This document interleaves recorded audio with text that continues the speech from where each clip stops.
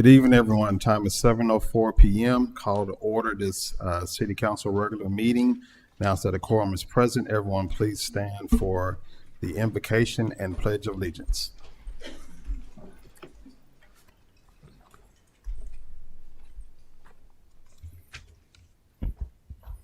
Thank you for the privilege of praying with you.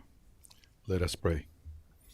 Heavenly Father, in your word you have given us a vision of that holy city, to which the nations of the world bring their glory.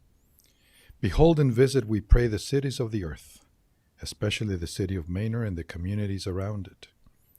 We thank you that the City Council makes decisions that seek to provide a faithful and effective stewardship of our common life. We pray that you send down upon all who hold office in this city the spirit of wisdom, service, and justice, that with steadfast purpose they may faithfully serve in their offices to promote the well-being of all people. In all the people of Manor, renew the ties of mutual regard. Increase our courtesy and expression, and deepen our respect for one another, that we may strengthen our civic life. We live in difficult times that would divide people into us and them, Lord. May we remember that you made of one blood all the peoples of the earth, that each human being is made in your image and likeness, endowed with inalienable dignity, respect, and rights, so that peace may prevail with justice and mercy with order, and that all your children from different cultures and different talents and gifts may find with one another the fulfillment of our humanity. This we ask in your most holy name. Amen. Amen. I pledge allegiance to the flag of the United States of America and to the republic for which it stands, one nation, under God, indivisible, with liberty and justice for all. All right, you may be seated. All right, council members, we're going to deviate real quick so that we can get our young people home, since it is a school night. Y'all want to come over ahead and start heading this way, Miss Hall? Come on in.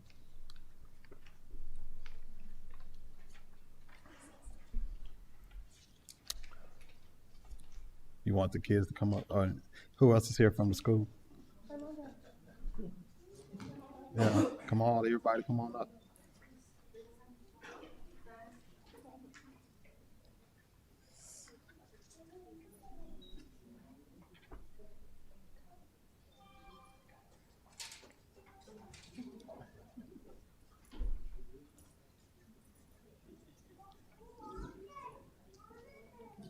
All right.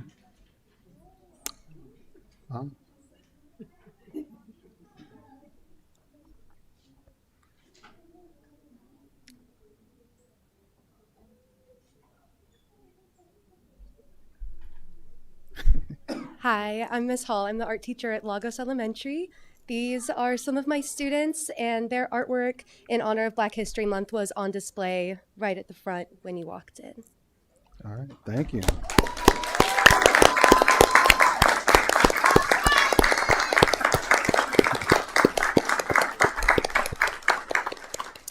You want to? Yep. You want to say your name and what grade? Your name and what grade? What grade are you in? Fourth? What's your name? Viviana. What grade? Fourth grade. Kylie. Fifth grade. David. What grade? Second grade. Avery. What, fifth grade. Emily. Third grade. Josiah. Second grade. Jasmine. Third grade. Well, we appreciate you all decorating the hallway for Black History. Come on up. Come on up. And what's your name? Selena. What grade are you in? Fifth grade. I'm Mayor Harvey. And these are the city council members and our city manager. And we very much so appreciate you all sharing your talent with the city. And we're happy to have it up on our walls and have thoroughly enjoyed it. So thank you again for doing that. If you don't mind, we'd like to come down and take a photo with y'all, if that's okay. That's fine? All right. So let's go on down and take a photo with them.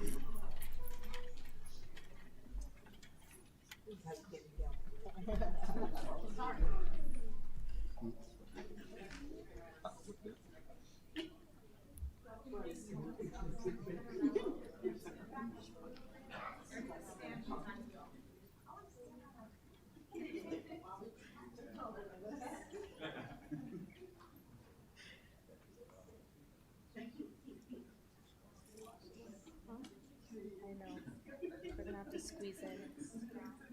Can y'all squeeze in some more so we can fit everybody in the picture?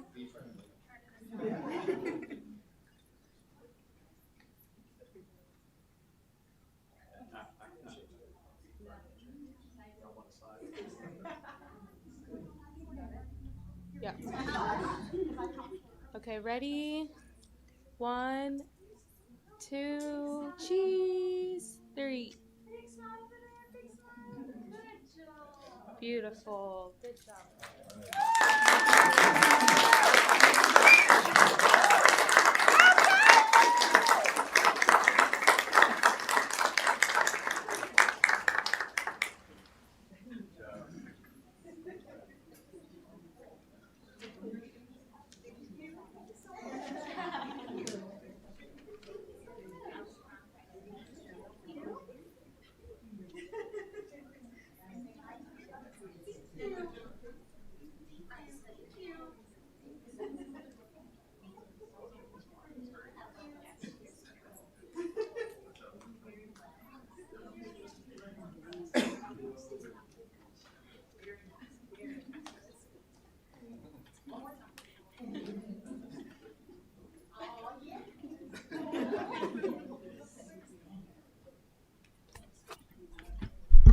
Big thank you to all the parents and siblings that are out there in the audience.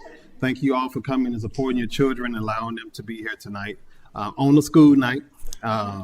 We definitely appreciate you all and appreciate Lagos community.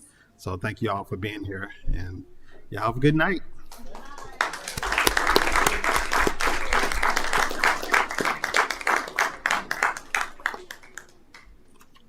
We'll allow for them to transition out, and then we'll pick up with our agenda.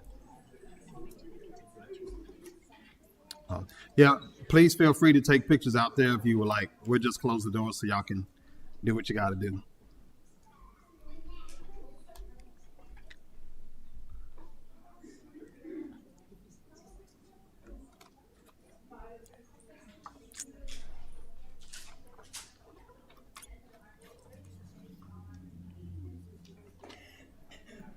There's a lot.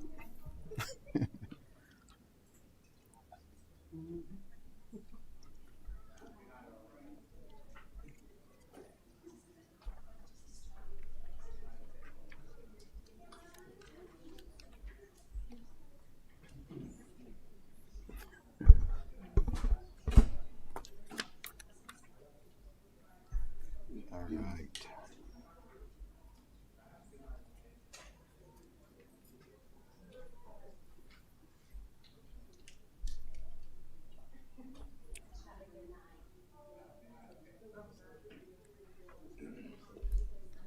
All right, council members, we're going to pick back up with public comments.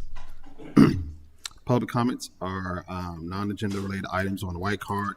If you signed up on the white card, you'll have 3 minutes, not to exceed 3 minutes per person. And if you sign up on the yellow card, then you have 5 minutes for your public comments and for your agenda items. If you signed up to speak for public hearing, then you get 2 minutes per person in the public hearing space. We're going to start off with Mr. Robert. Yes, sir. You have 5 minutes.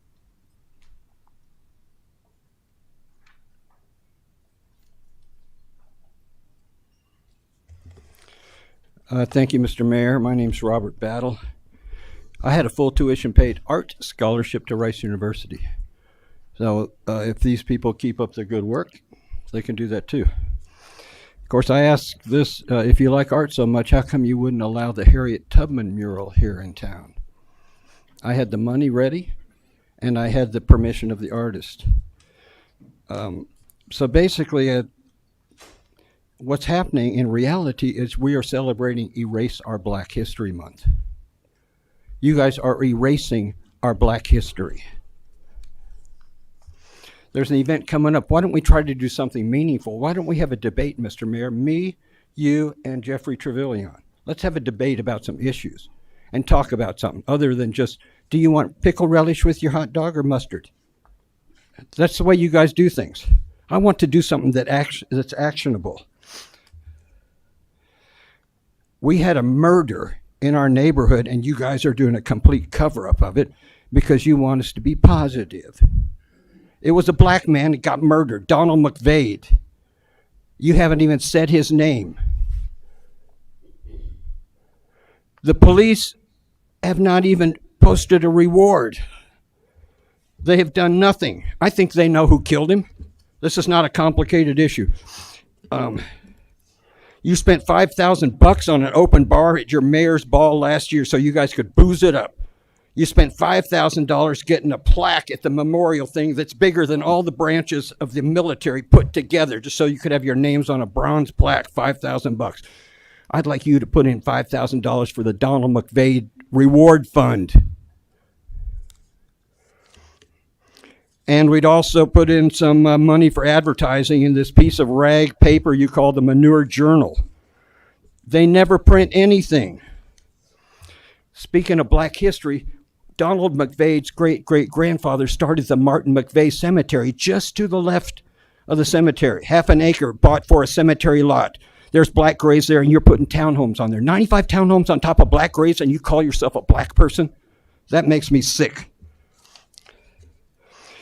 We also have some other cover-up crimes going here. Somebody, I think everyone in this room knows who did it, leaked the security cam footage from this lobby right here. They went in. There's only like 4 suspects. There's the IT guy and the 2 IT people and someone who might have told them to do it. And we all know who that is. And you can't do that crime. I filed a police report today. I filed one like 2 months ago. They did nothing. I filed a police report a year ago. These people and the city attorneys here, these city attorneys, if they have their law license a year and a half from now, I will be amazed. Because all they do, they're the prosecutors of the municipal court, and they never bring anything to the court. The judge comes in twice a month, but he's got 36 criminal complaints, and you guys are in almost all of them for doing things like these secret meetings. You're not allowed to have a secret meeting. If you have a quorum and you discuss business, it's an open meeting. This is the Texas Open Meetings Act that you guys continue just to ignore. Every time you do that, and every time you put the minutes in here or a presentation and you don't have it in here, that's a violation of the Open Meetings Act.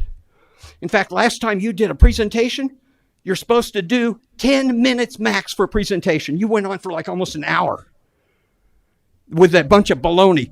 That is a giveaway to Manor ISD. Why would we need 8 gigantic basketball courts in one place? For the school district, that's the only one that wants it.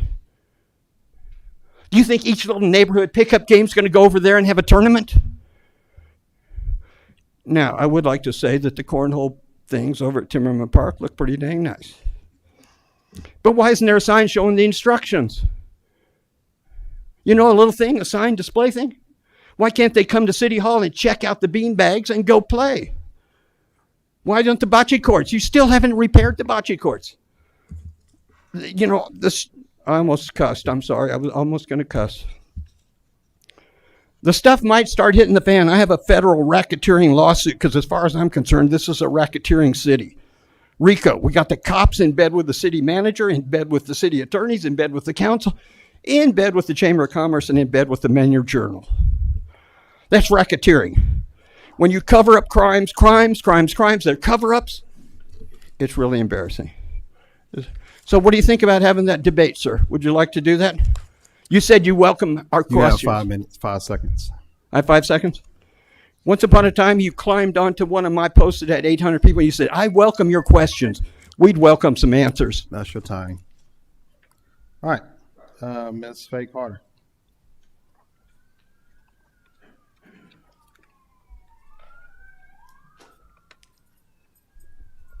Good evening to everyone. I just want to thank the City Council for such for your unity and whatever you do. I really like the way my city is looking. I'm just right up the street from HEB and just everything that I need to do and the bus service. And I'm just so thankful that I can take the bus, I can drive, I can't walk. Okay, it's too busy. But just thank y'all for whatever you do as the city council. And also I would like to say the Black History decoration looks really nice. I like that because I'll be 83 next month, and I can remember when it was really bad when I went to UT. You know, we had our colored fountains and we couldn't go to the movies and we couldn't do this and no black guys on the football team. And now everything is just, I remember when it was bad, and now I just praise God. I thank him for one nation under God and indivisible with liberty and justice for all. We're the greatest country in the world. That's why everybody try to get here. And I also want to say, I tell my great grandkids, boy and girls, y'all could be president of the United States of America, both of y'all.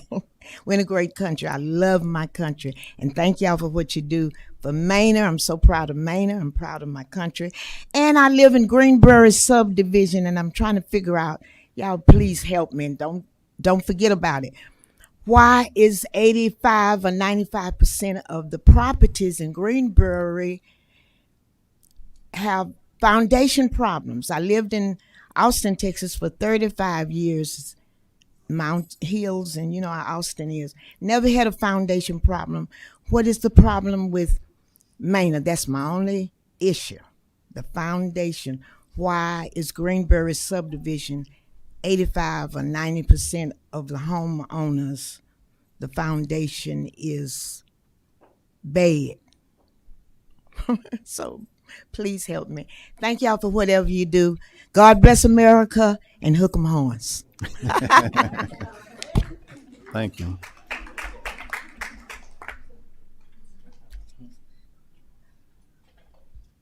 All right. Let's see, council members, we have a few items coming up on public comments. And so I want to deviate one more time just because Ms. Osuna may need to get home with the young ones. And so, and just bring up the announcements, and then we'll come back to public comments. And so you want to come forward?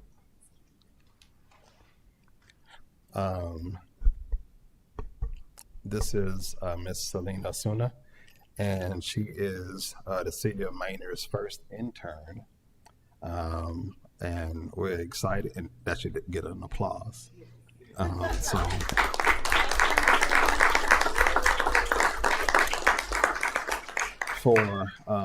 me be more specific, for council. And so for those of you who are in the community, we're looking at ways to continue to build programming and opportunities in the community, and reached out to our university partners. And so Selena's from Texas State University and is a graduating senior, and is going to give us about 420 hours of programming. And I'll let her talk about the stuff she's been doing and learning in a second. But next, an opportunity to bring someone from the area to learn about the city and then contribute to the work that we're working to do to improve our city over time. So go ahead. Good evening, Mayor and Council. It's nice to meet all of you. I've met some of you already, but it's nice to be here this evening to be able to meet you and put faces to names. I'm really excited to spend my next 420 hours with you guys. I'm learning a lot already. I sat in Commissioner's Court with Councilwoman Hill, Councilmember Moreno, Councilmember Wallace, and Amezcua. So that was a a great opportunity, and I learned a lot. So I'm excited for what's to come. All right. Anyone have any questions?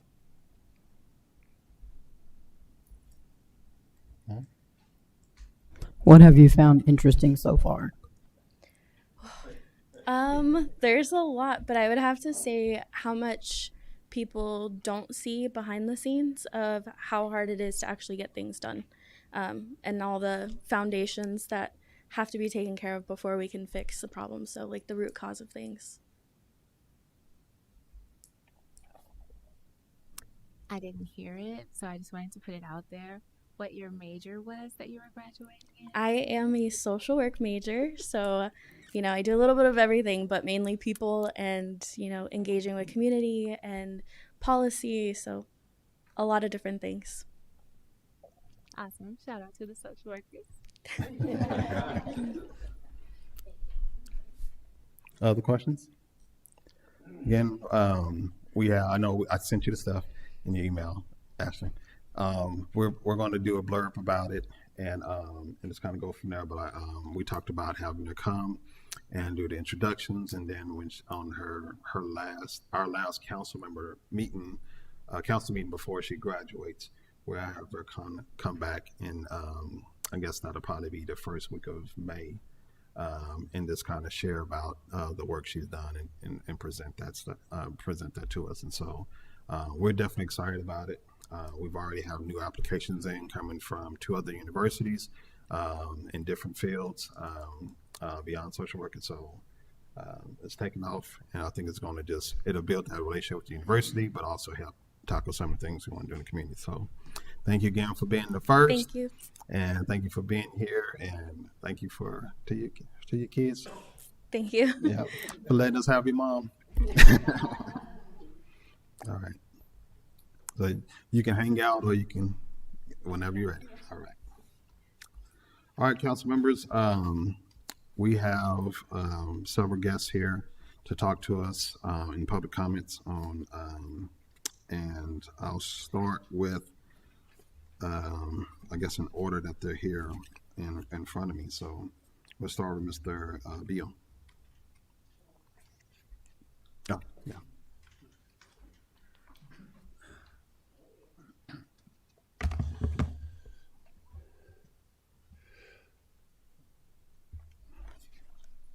This annexation is one more step to put a sewage treatment plant in the middle of the largest park in Travis County.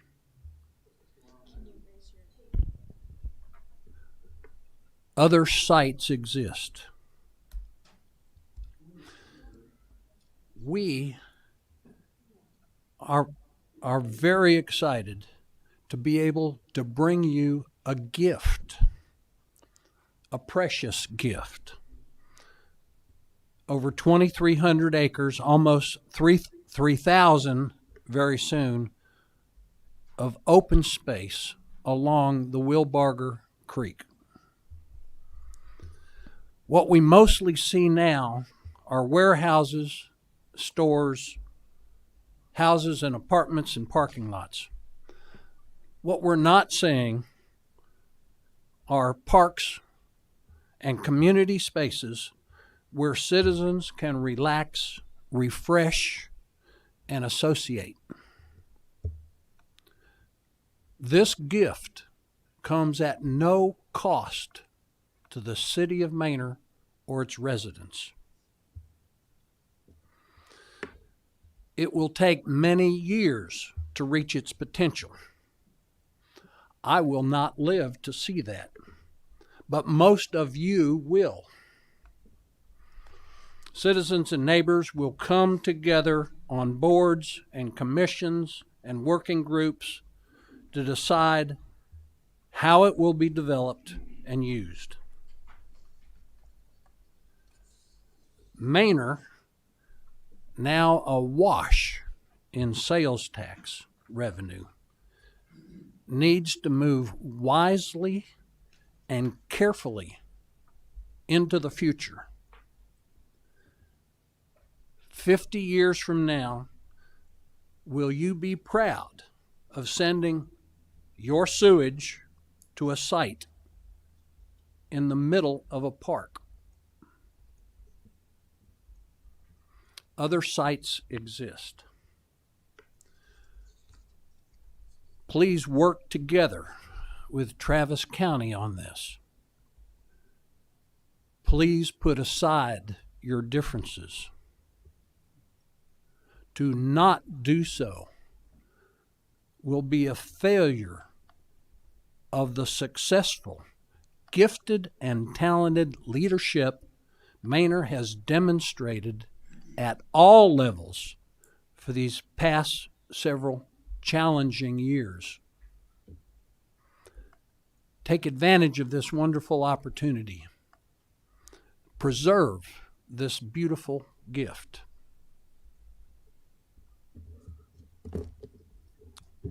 Thanks, sir. Ms. Ann?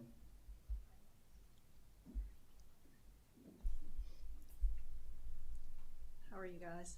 I have just some pictures to pass out to them, one each. Hello, my name is Ann Brokebro, and I wanted to thank you for letting us share our concerns tonight. I did not receive any notice about the annexation of this 98-acre piece of property, even though I share a property line with it. My ranch has been conserved, and it will be part of Travis County's biggest regional park out here one day. Hopefully, this world-class park will not have a wastewater treatment plant right in the middle of it.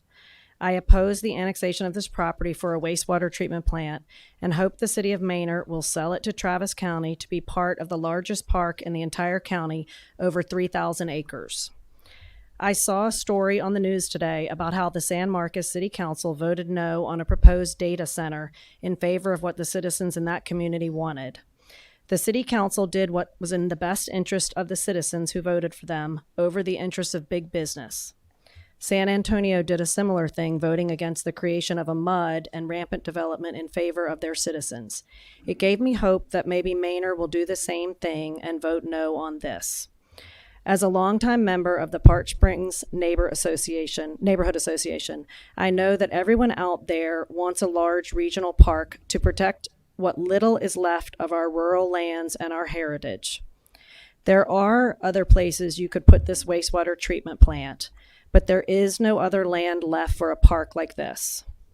The logical place for development and business is along the 290 corridor, and there's 37 acres for sale on 290 next to the concrete patch plant at the intersection of Ballerstadt Road, where you could put your wastewater treatment plant and pipe the water down the hill into nearby Willow Creek.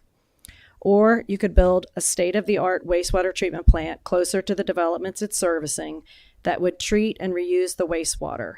It would probably be cheaper than building it in a raging floodway. I noticed on your website that Manor prides itself on being a sustainable city. Wouldn't it be wonderful if Manor was a leader in building a wastewater treatment plant that recycled and reused the treated wastewater for all the new developments to water their lawns with, instead of dumping it into our already toxic creeks? I went down to Wilbarger on Sunday, and the algae in the creek was a neon shade of green that I have never seen in nature before. And there are big dead fish floating downstream. This is just going to get worse. The most sustainable thing we can do is raise our standards on the existing wastewater treatment plants and don't build a new one right in the middle of this pristine wildlife corridor where four creeks converge. Please sell it to Travis County and let it be a park where people can swim and fish and watch river otters playing in Wilbarger Creek. Thank you so much for your time. Thank you.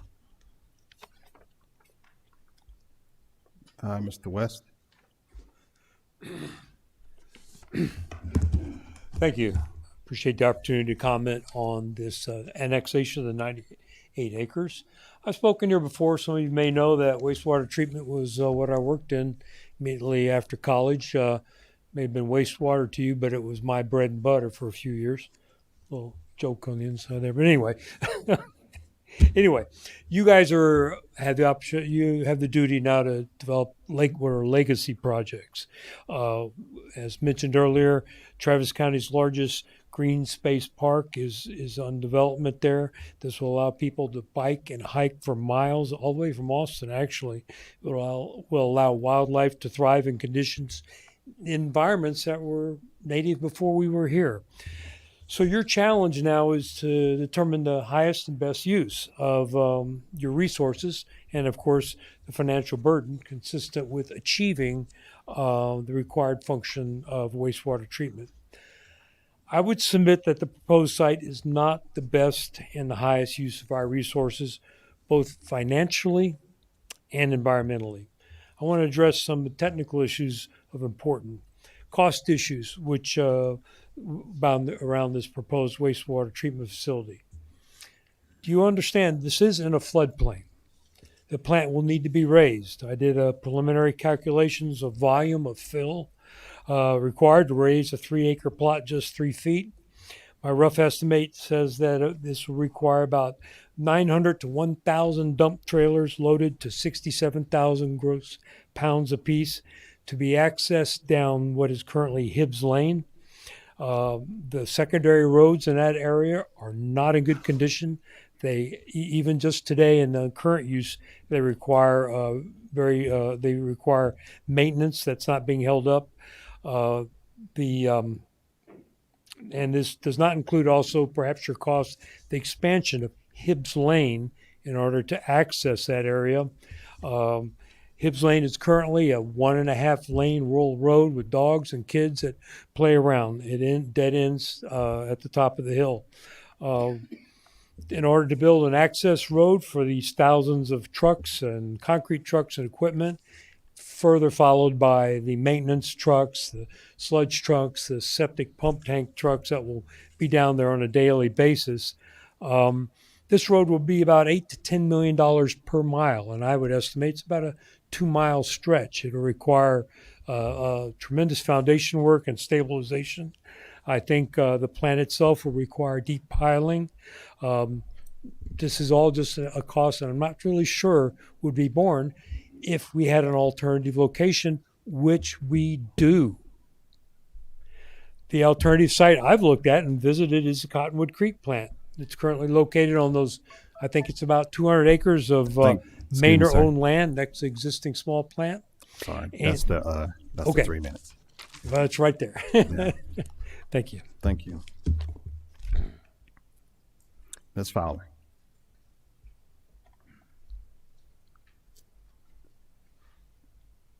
Good evening, City Council members. And before I get started, I would like to thank City Manager Scott Moore for attending our last Manor Lions Club meeting and speaking with us on the possibilities of opening up a warming center at our club. So thank you once again for doing that. I'd like to go ahead and piggyback off of what my 3 colleagues have gone before me have talked about regarding the annexation. And basically what I would like to say is just short and sweet. I would ask that the City of Manor would please consider the future of our youth and for our communities that are here and that are being built. There are many surrounding cities that boast of their attractions and their activities. And being a former educator of 35 years, physical education and Special Olympics, I know the importance of physical activity, but I also know the importance of nature, peace and quiet, as I own a 15-acre farm just east of Manor here. So being a farmer and being out in nature and enjoying quiet time and just relaxing and seeing nature in its best is one of the things that I enjoy about being where I am right now. So when we talk about the annexation of 98 acres and what it would do, I would ask that you would please reconsider that and look at the fact of putting in a large park there that would benefit the city of Manor so that we would have something to boast about as well. Our surrounding cities that boast of their attractions and activities, St. Marcus, they're known for its natural springs, rivers, activities, parks, and outlet malls, and they have a vibrant downtown and an extensive parkland. Pflugerville is recognized for its parks and its water park and over 56 miles of trails for recreations. Round Rock has the Kalahari Indoor Water Resorts, and it is known as the sports capital of Texas. Even Hutto has historic Old Town Hutto. They have the Hutto Lake Park and the Cottonwood Trail. New Brunswick is known for their river recreation, Schlitterbahn Water Park, the resort, and the Wurstfest Sausage Festival to celebrate their German heritage of the founding of their town. I believe that Manor would benefit in the future for having something to recognize for what we have done here, other than the fact that we are just a city east of Austin that has easy access to all of the large businesses and corporations that are there. Manor would definitely have the opportunity to have a beautiful park. It would also increase tourism, helping out our businesses in the future and building other things that we need, such as hotels and other resorts. So please consider the future of our youth and our communities. And just one last note is that Manor ISD offers no intramural sports programs for kids who want to participate in extracurricular activities. So many of our parents drive to surrounding cities in order to access all of those entities and all of those complexes and things in order for their children to participate. So please consider the future of our youth and our community of what Manor can offer our city as well. Thank you. All right. Ms. Powell.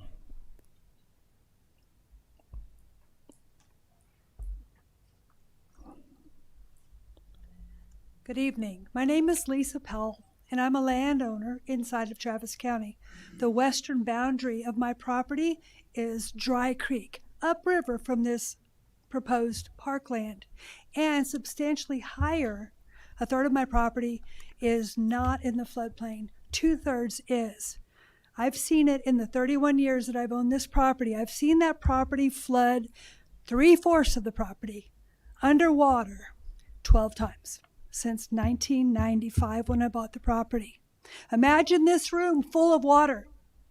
This entire room full of water. My creek had this much water running downstream.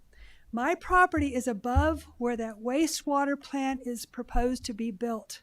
It will be underwater. You can put 3 feet up. That's not enough, I assure you. I've lost cattle. I've had cars swept across my property.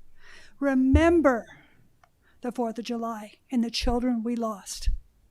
This area is incredibly prone to flooding, and it's not going to get better. Please, please, please select a different place. We need wastewater treatment plants. It's needed, it's wanted. But putting it where it's proposed to be put is a disaster waiting to happen. Thank you. Thank you.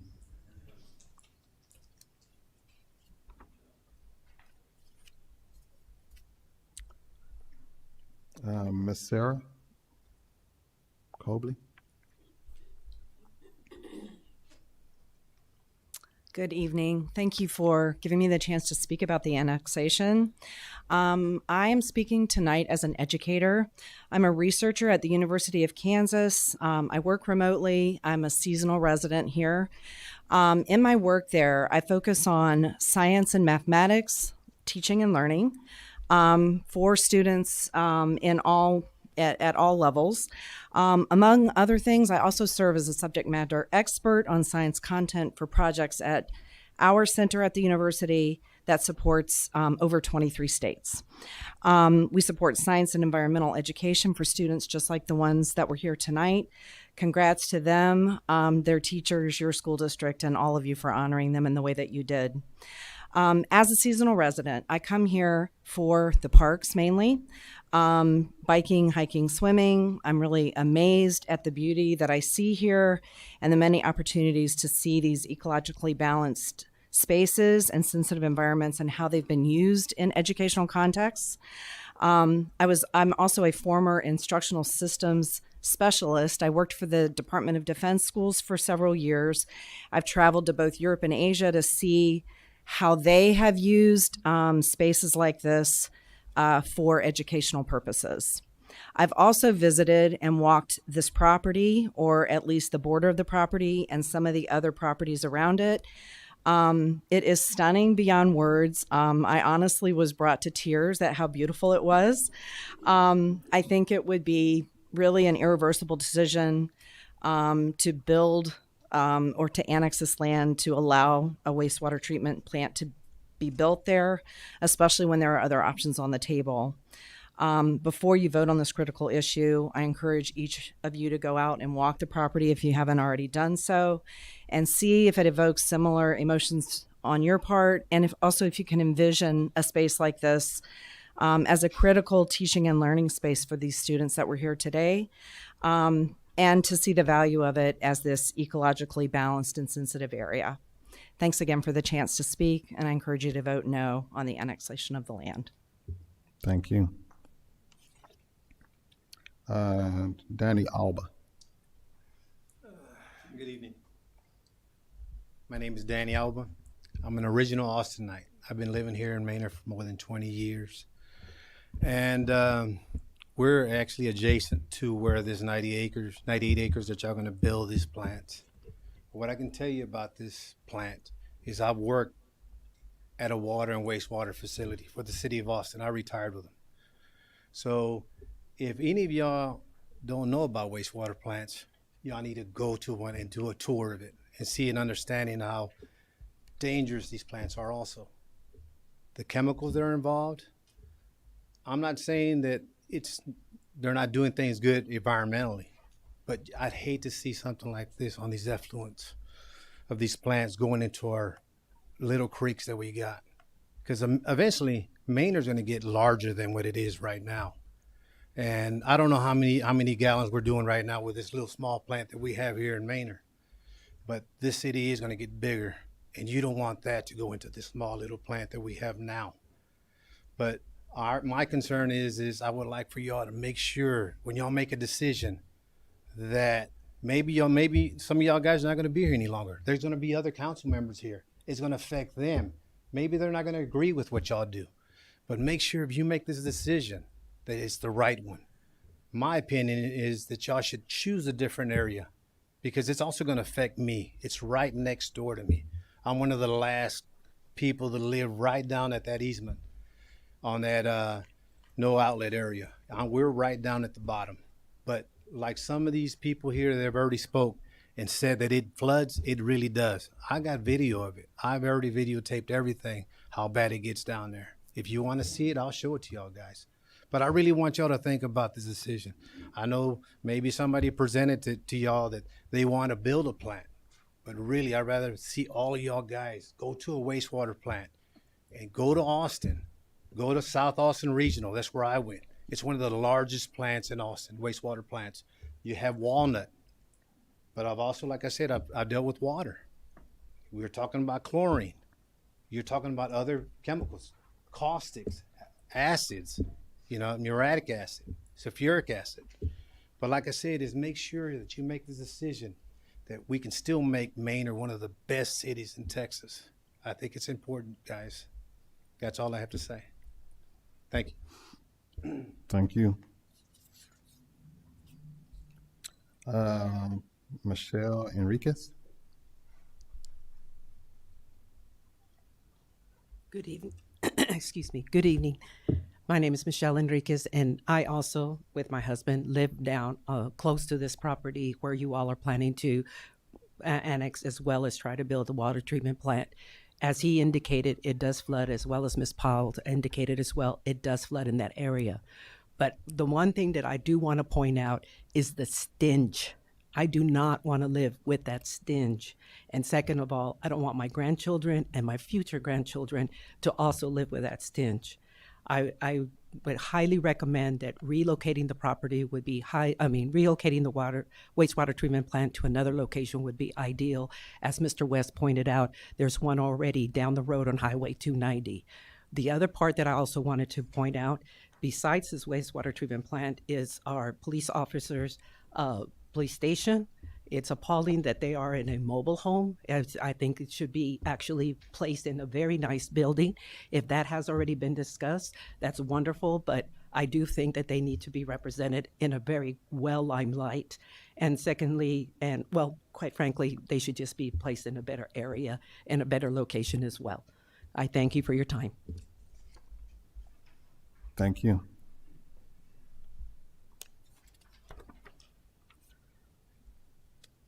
Ms. Shelby?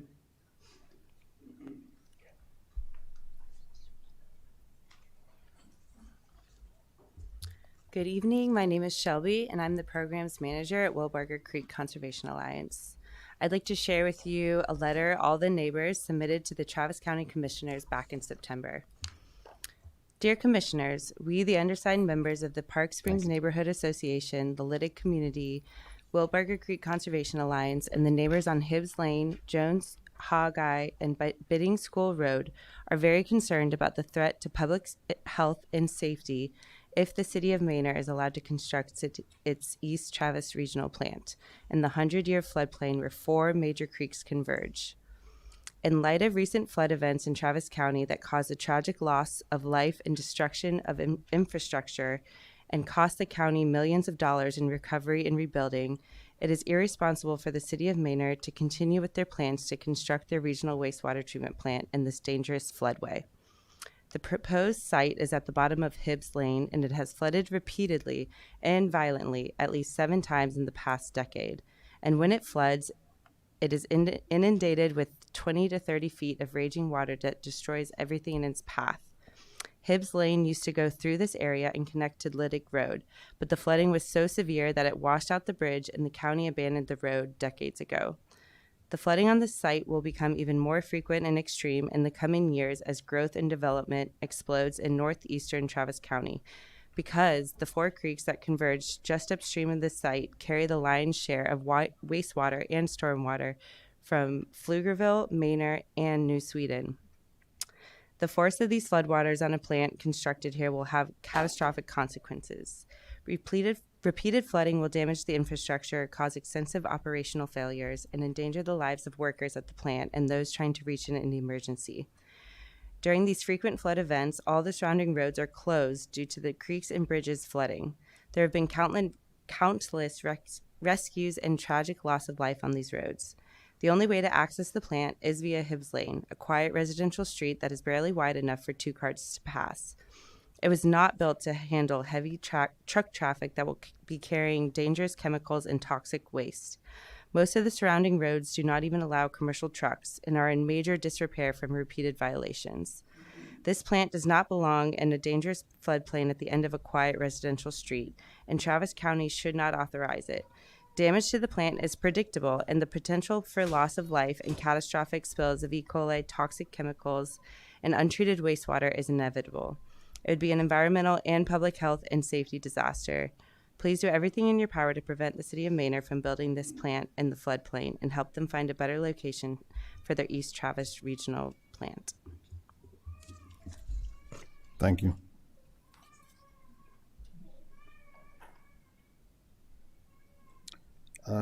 Nita Sony?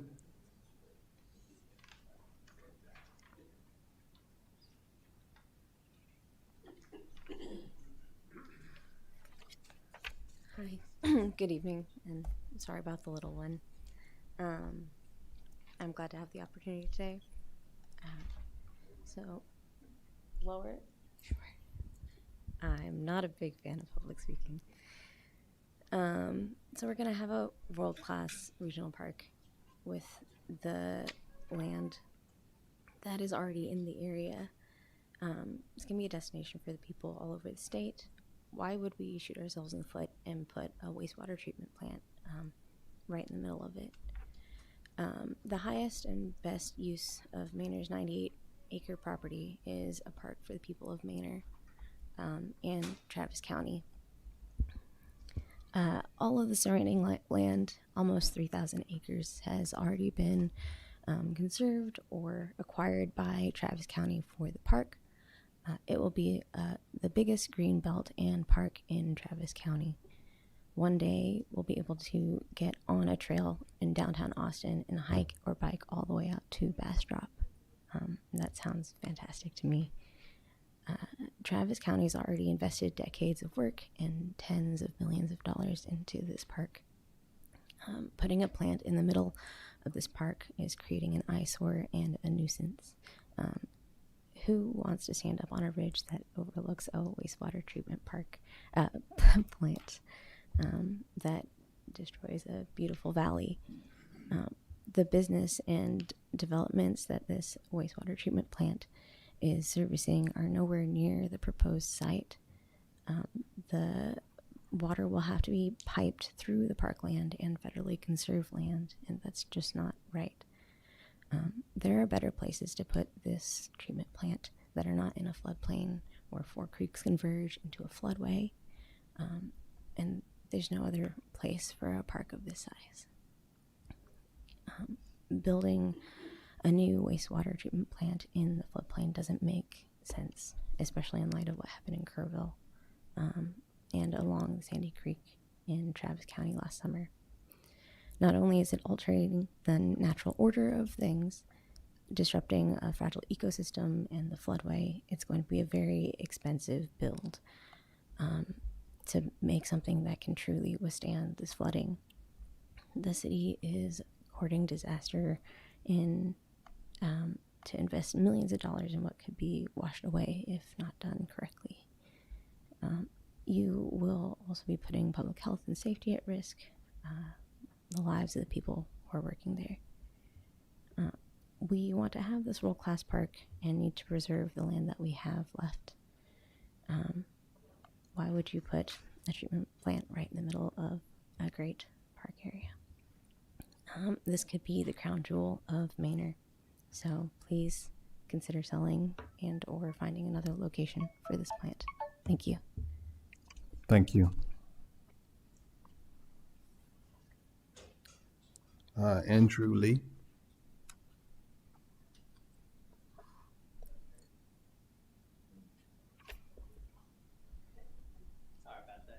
No problem. Hi, Andrew Lee. I live on Hibbs Lane with a lot of these fine folks here. Happy Ash Wednesday. That snuck up on me. So I think I'm not as well versed as many of our neighbors here, but I think maybe elucidating to just say a little bit about our family and why we live where we live. My wife and I, we very quickly found when we moved out here that we are maybe an underrepresented demographic out there. We are both early 30s. We have a very young family. You saw our 3-month-old now. And we both met and work in Austin. So she's an engineer at Samsung, and I co-founded a robotics startup in Austin. I don't sleep much. And one thing that we both really wanted in our lives was to give our son the opportunity to be closer to nature, right? Like, we got really tired of the traffic and the hustle and bustle of the city. And so we moved out here to Hibbs Lane, and we have a little property out there. We love it. It's everything we wanted. And it's been worth braving the traffic and not having all the services and finding out how septic tanks work, because it's how we want to live. And what I can tell you is I don't know the most about wastewater treatment plants like some of the people that have spoken today. My parents are both civil engineers. I've been around them a bit. They smell a lot. And what I'll say is I don't have a lot of free time, right? Like, my home is my place that I go for refuge. And we would not have moved out here if there was a wastewater treatment plant down the street. And to us, there's something magical. I'm an immigrant. It was a dream to have the kind of life that we have now. And what I'll ask you is just, if you value that kind of lifestyle, the way that I do, if you value the will of the people that live around there, all of our neighbors have ag land or conservation land, please don't let them do this. Right? And we would not have moved here if that was the case. None of our friends who've come out and seen the way we live and envy us would want to move out there either. And frankly, we live here, we pay taxes here. We both make our living in Austin, but when people ask us where we're from, we say Manor because we love it here. But if there's a wastewater treatment plant down the street, we'll, I don't know, have to move to Taylor or something. Yeah, that's all I have to say. Thank you, sir.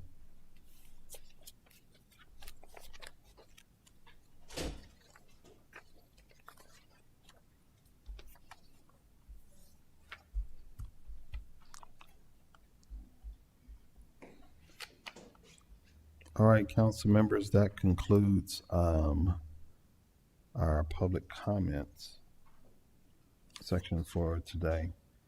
We now have public hearing. All right, number one, conduct a public hearing on a specific use permit for 8,703 square feet medical clinic on 1 acre more or less and been platted as Lot 2, Block B, Manor Northeast Commercial and located at 12420 East US Highway 290, Manor, Texas. Let's see, Mr. Robert, if you want to.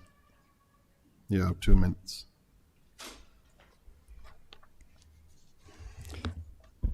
My name's Robert Battle. Thank you, sir. Obviously, we don't have a parliamentarian here because this little thing that you got going, remember that when you got this 2 little plan thing going? It says right here, this is for people to speak on non-agenda items. Is that hard to understand, sir? Non-agenda items? This annexation is a public hearing, and it's also agenda item number 8. So what happens is that when you get ready to review this item, these people will be gone, and you won't remember what they said. If it's an agenda item, they speak when it's on the agenda. Now we're talking about this one here. I would really like to know when you are going to require Mr. Timmerman to put a plaza in this park, or excuse me, this subdivision, this retail center, whatever you want to call it. In your codes, if you would ever read them, every commercial development over 10 acres is required to put in a plaza. Do you understand what a plaza is? It's not a shopping center. A plaza is what all the great cities in Europe have, with statues and fountains. It's the gathering place that we've heard people talk about today. The plaza is what we need to. We have 4 places that have plazas, or that need them. One is this. One is the H-E-B place. One is Las Entradas. And then there's one further out to the east. I am really curious about how much money you're giving these rich people to put in this crap. And I'd like to ask Mr. Burrell, how much incentives are we giving Mr. Timmerman? I think it's probably $8 million. Why do we have to pay all these rich people to put in their sewer pipes? These Chapter 380 agreements are a bunch of BS. You did one for H-E-B and then you, pardon me? That's your time. Thank you. You know, if I had a timer, I could see when it was running out.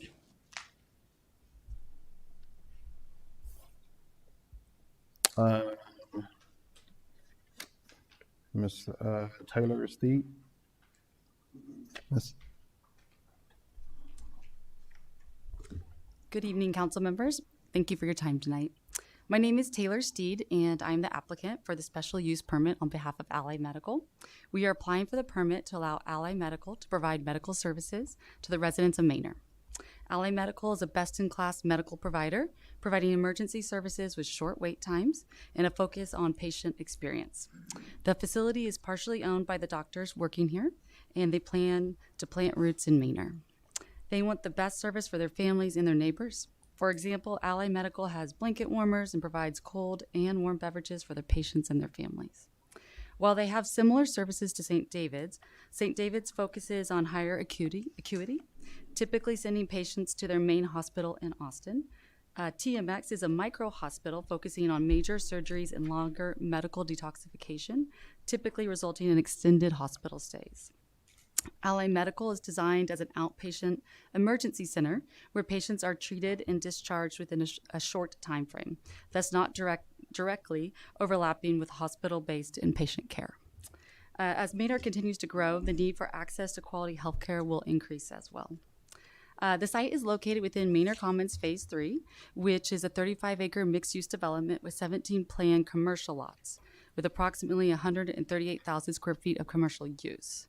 At 8,700 square feet, Ally Medical represents approximately 6% of the planned square footage, and including the planned bank, the total planned square footage of non-sales tax generating uses is around 9%. We felt it was appropriate to bring forward this request given the approval of medical up to 10% within other large mixed-use developments, as it appears that percentage strikes the right balance between ensuring the community's needs are met and preserving the vast majority of the planned retail space for income-generating uses. This location is ideal as it's easy to find along Highway 290 and easily accessible. It's important for patients to know where to go when they are hurt and perhaps a bit anxious to get care as quickly as possible. Easy access and visibility is also critical for emergency responders. We appreciate your time tonight and hope that you too find this proposal maintains the city's priority of preserving land for sales tax generating uses while also appropriately balancing the need for critical community needs. I'll be happy to answer any questions later. Thank you. Thank you.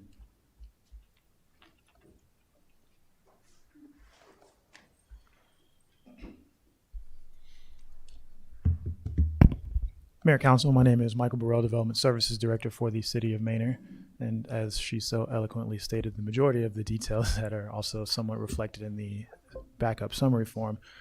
To provide a bit of further context for this particular area, the future land use map has it designated as a community mixed use space, which further solidifies the idea of having a range of uses with, per the comprehensive plan, a 10% mix of other uses, which would encompass financial services, medical, things of that nature, with the remaining being designated for like office space, commercial, retail, things of that nature.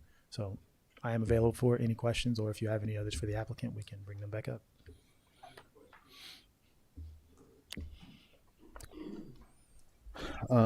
Council members, do you have questions?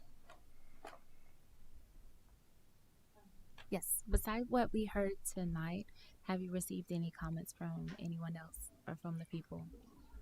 No, we didn't receive any email or inquiry about this item.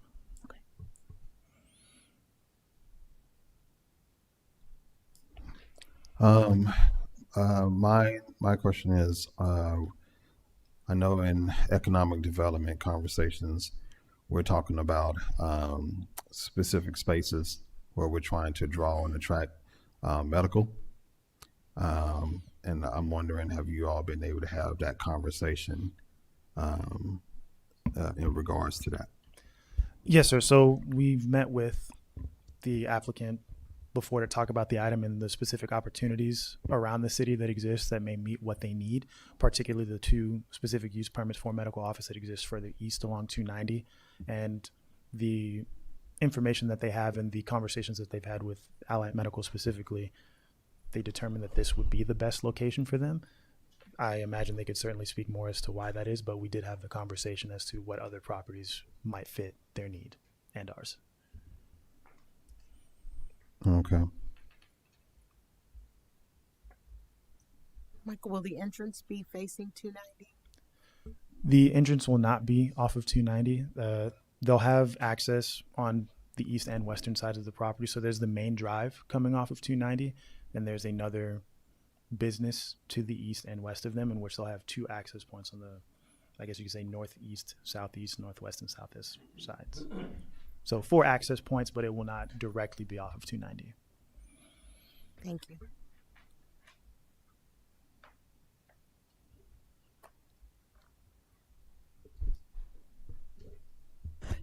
Will there be will there be any issue with having ambulances and things of that nature coming through that particular area?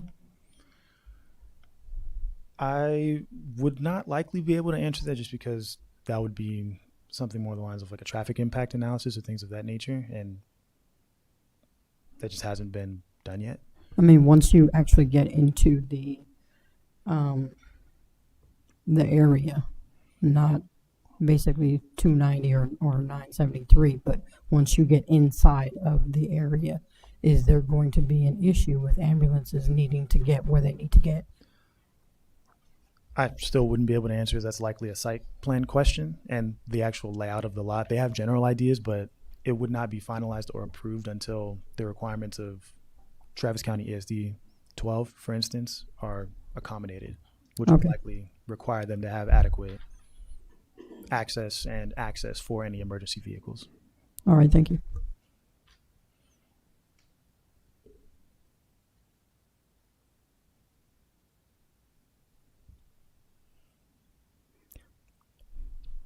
Councilwoman Wallace, If you scroll down to that concept site plan, that might help you with your question. Now, it's just a concept, so that doesn't mean that that's going to be locked in. But that might help you with your question. As roadways going parallel to 290 inside of the development.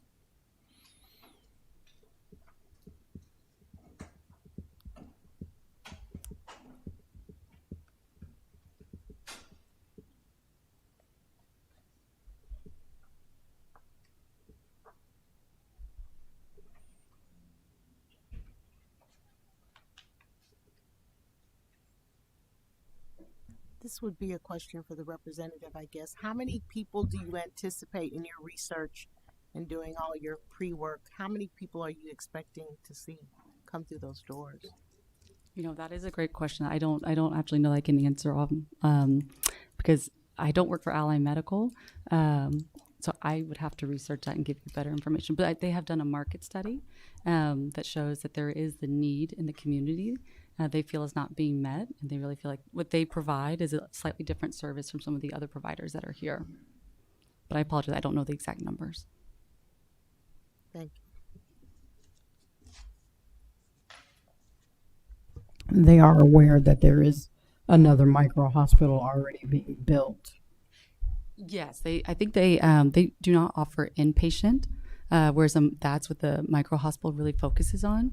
So they focus on outpatient services. So they're more like St. David's in that regard, but they believe they offer a higher level of service and will compete, I guess, in a really positive way and offer something that St. David's they do not feel St. David's is offering at this time.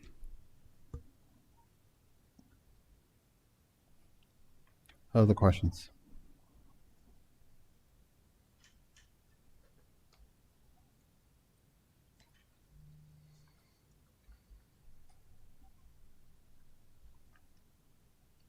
How would this compete with a full-fledged hospital if we were to get one? It would be very different in that they don't provide any of those inpatient services. If somebody comes in and they're experiencing the need to be in a hospital setting for more than 24 hours, they would need to be transferred to a full hospital that provides. So this is an emergency room, urgent care, and so they can stabilize a patient. But if you have that high of acuity level, like you need to be in an ICU, for example, they do not provide that type of service. This is more like broken bones, stitches, things of that nature. They do have medical gas. I mean, if you need oxygen and things like that, they can do that. But if you're going to need to be in the hospital for multiple days, this is not the facility for you.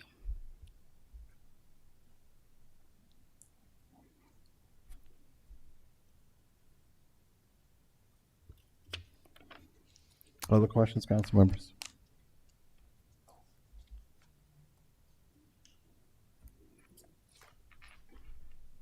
If not, I'll take a motion on the public hearing.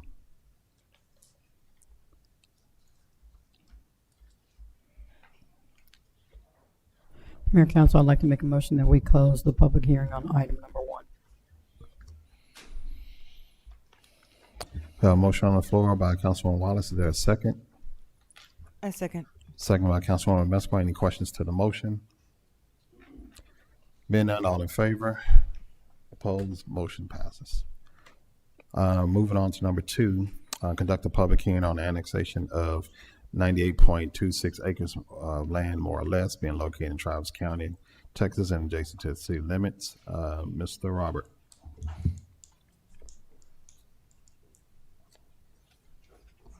And for this one, sir, you have 2 minutes. Did you start counting already? I hadn't started. You have 2 minutes. Is it already started?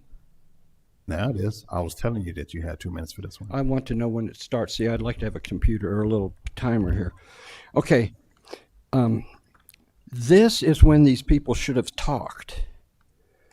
And they should have talked again at item 8. But you did this illegal thing of compressing all this time. And this is against the very intent of the Open Meetings Act. And therefore, I'm going to do another Class C misdemeanor against you guys for not knowing how to do a meeting. You have a lot of those piled up, but unfortunately, the city attorneys will never take them to a case. Now, the comprehensive plan was mentioned. That needs to be thrown out. That's the biggest bunch of BS and baloney. You guys can't even proofread it. Freese and knuckleheads. We paid them $318,000. That needs to be thrown out, especially since you've already moved to downtown. Okay, so can you pull up the map, please, Ms. Alvarez?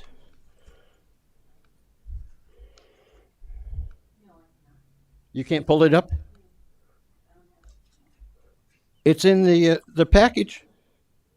So just address your question to us.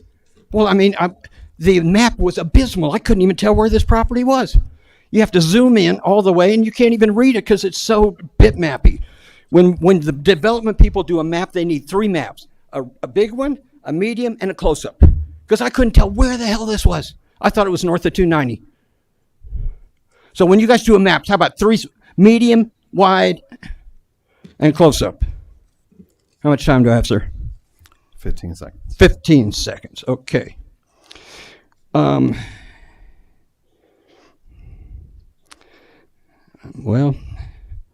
it seems like all you guys want to do is keep people from knowing what the hell's going on. You're the least transparent. You're like a 5th grade student council that doesn't even know how to do anything. Thank you.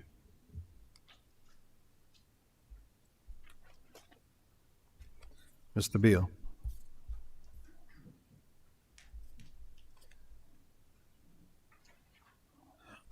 I would like to add to my earlier comments that you're building in a floodplain. Excuse me, it's not just a floodplain. It is a floodway. Anybody else here during 1981 floods? Maybe not that many white-haired people. The high ground were islands, and there in the flood there is a definition of a floodway, and with all of this new impervious cover, it's going to be dangerous. We're going to be investing, as someone has said, a lot of money in a plant that will be destroyed. Thank you.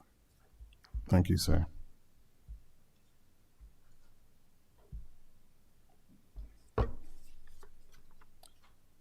I have 2 others that have signed up to speak during the public hearing, and that is Ms. Ann.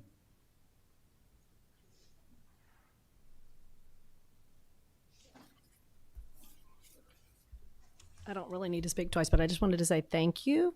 We don't care what order we're speaking in. We just appreciate the privilege of speaking to you. And I will just reiterate a couple things. First is we think the highest and best use for the Manor 98-acre property is a park for the people of Manor and Travis County. And Travis County has already invested decades of work and tens of millions of dollars in this park. You'll be able to get on in downtown Austin and ride all the way, hike or bike all the way to the Bastrop County line one day. And at the end of, at the eastern end of Travis County, it'll be Manor's Park, and it will be the biggest park in Travis County. It will be spectacular. And we encourage you guys all to come out and see it someday. We are open anytime to take you on a tour. And we do think there are better places for the wastewater treatment plant. I'm always driving around looking for property and thinking about that, and I always see places that could be good possibilities, so that would not be inside the park. And in light of what happened in Kerrville and in Sandy Creek in Travis County last summer, it doesn't make good sense to put this wastewater treatment plant in the floodplain and in this massive floodway where, as Lisa said, her cattle one time were 15 feet up in a tree on that very property. It will be very expensive to build the wastewater treatment plant that could withstand this kind of flooding. And we think the city of Manor is courting disaster to invest millions of dollars that could be washed away in the next big flood. So, and it would be definitely putting public health and safety at risk. So we just hope you'll reconsider, and we thank you very much for taking this under consideration. Thank you. Thank you.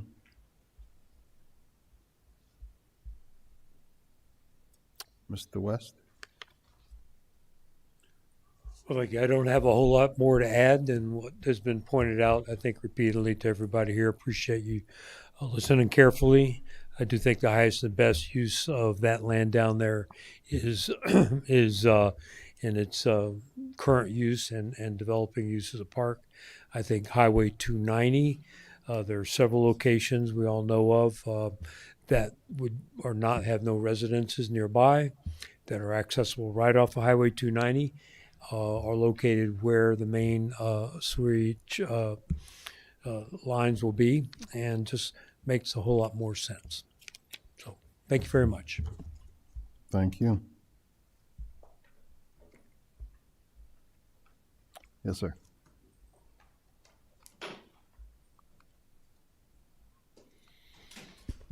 Mayor, Council, as the item reads, this is the annexation of the 98 acres over on Hibbs Lane. I'm available for any questions pertaining to the annexation.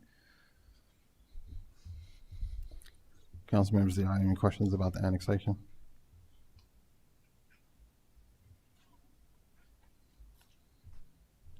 Yes. Michael, have you heard from any comments of the people who have spoken today with concerns or for or against the annexation? The county clerk's office called, as we normally send notification to major municipal authorities, but it was just to inquire if they wanted us to publish it for them to do a notification, even though we were notifying them, but that was it.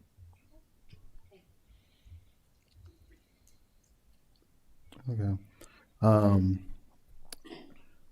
want to spend a few moments to provide some historical context, because I want us all to be on the same page in regards to the comments. And I definitely do appreciate the communication that we received in abundance tonight. And there was questions about best fit for land value. There was comments about legacy projects and a lot of different things that are, I think, definitely dear to our heart and dear to the conversations that we've talked about. And in regards to legacy project, this was a project that started over 20 years ago, and it had nothing to do with this council. This was previous councils and previous mayors at the time in their relationship with the county, talking about the growth of the city. And at the time, it was about sending a lot of houses this way, and the airport and some other things. And they had a lot of anticipated growth that was supposed to come to Manor. And so land purchases were made in anticipation of the growth that was planned between the city of Austin, Travis County, and the city of Manor. And that is when this land was actually purchased, was way back then, for those, because of the planned growth. A couple of things happened after those original agreements. The airport didn't come, but that did not stop the plans for county and the city of Austin in regards to relocating families from what they call now Central Austin, which is the historic East Austin area, Northeast Austin, Southeast Austin, everything pretty much east of 35, from the 183, from Anderson 183 and 35 down to 71 and 35. So you have a large region of land that has been displaced through the City of Austin comprehensive planning process. And so over the next, over many years, many families have moved out here, been displaced to the city of Manor, to Pflugerville, and those kinds of things. That work has taken the place of the airport, but it also has, but the plan of the growth never stopped. When you have a community that does not keep up with the growth and the things that are happening around, you find yourself with older neighborhoods that have that did not get enough investment during that time period that they were created. And so the cost to maintain, to fix sidewalks, drainage,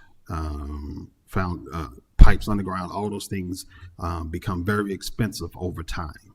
And that's when you walk out of these doors and you see all that area that needs to have a reinvestment.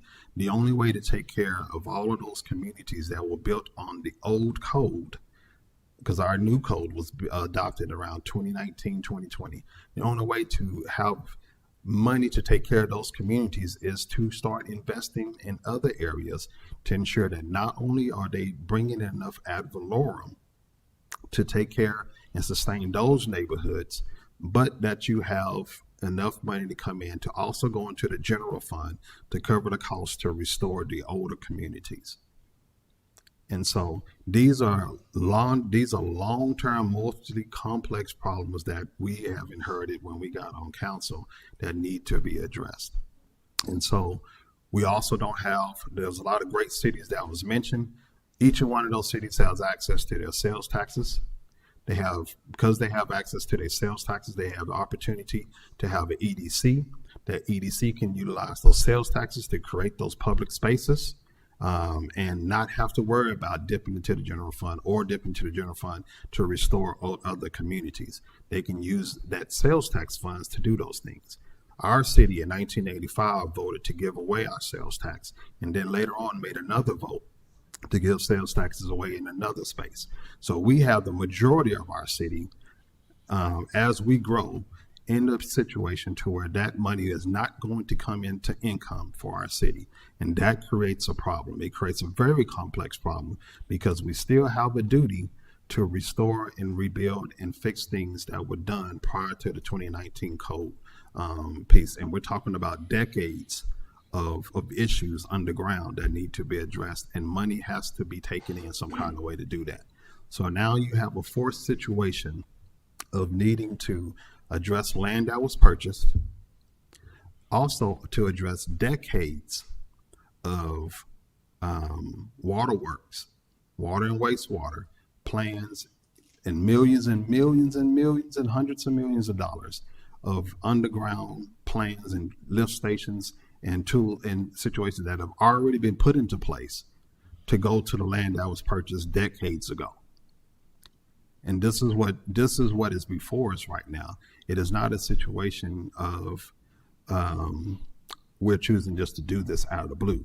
We have decades of millions and millions of dollars of planning that took place for this site to be activated at such a time from 80s, 90s. If not before then.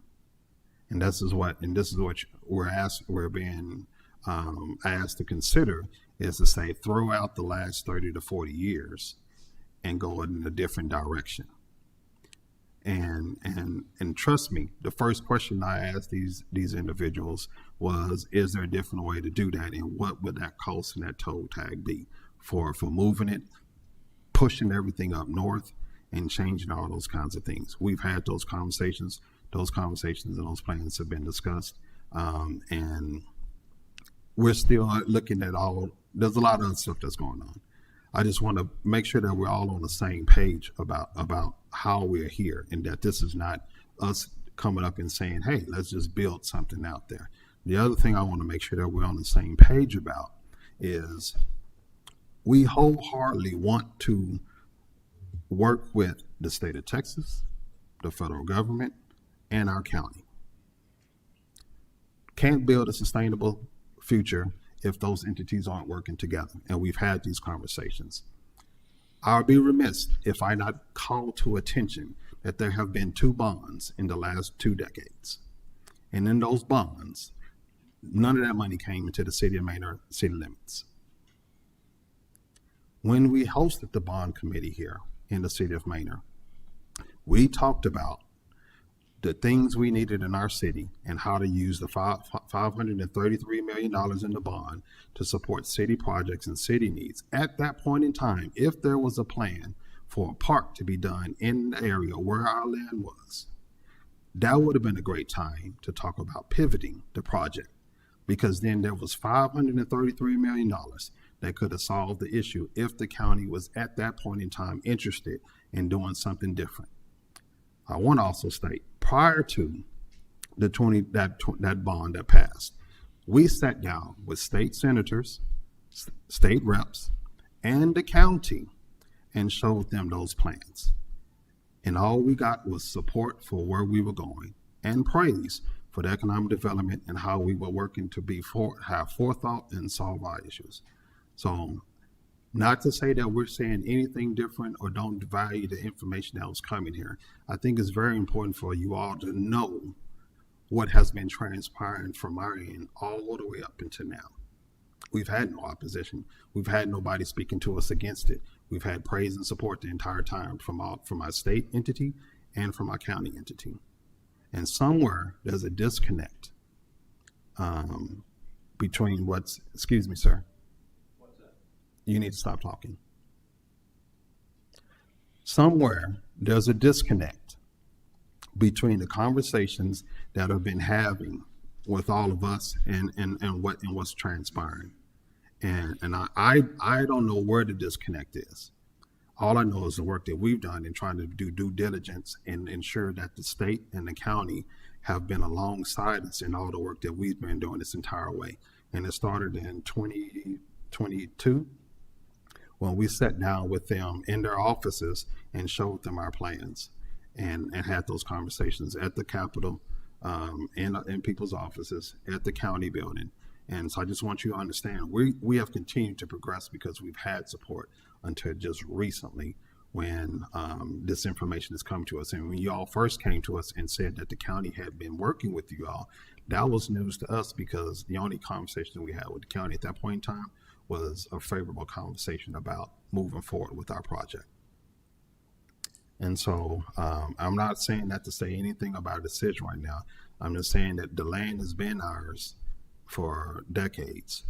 And tonight is about annexing that land into our city.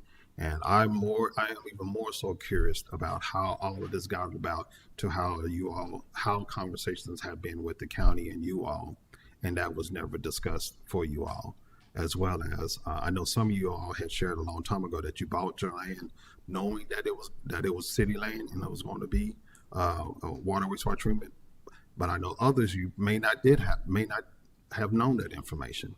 And so I'm just curious about how the communication has taken place prior to us being here on council, and then what's transpired since 2022, because it appears there's been a lot of other conversations that have transpired that have not included us. Definitely have not included me in that situation. And I'll conclude there. I just want to make sure I communicate that out there, that there appears to be a strong disconnect between how we have worked with partners and communicated with partners, and then maybe how the information that has been given to you all. Any other questions, council members? Do you have anything to add? No, sir. Okay, we'll take it either a question or a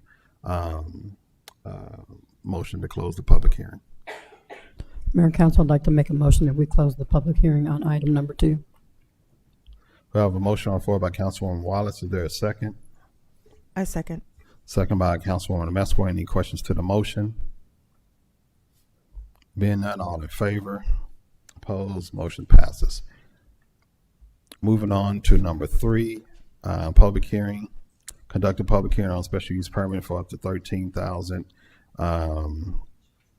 square feet medical office, one lot on 6.76 acres more or less, and been lot 1A, block A, Entradas, Las Entradas, North Texas, section 3, also known as 12420 Till Gang Pass, Manor, Texas. Mr. Robert.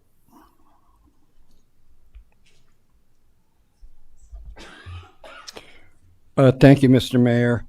If you're going to do a presentation, I wish you would put it on the agenda. And also, when I consider a public hearing, I like to get answers. The idea is you hear from us, we hear from you. I asked specifically on the previous one if there's how many millions we gave him in Chapter 380, and also in the TERS plan, how much are we giving away to all these developers? This one here is another.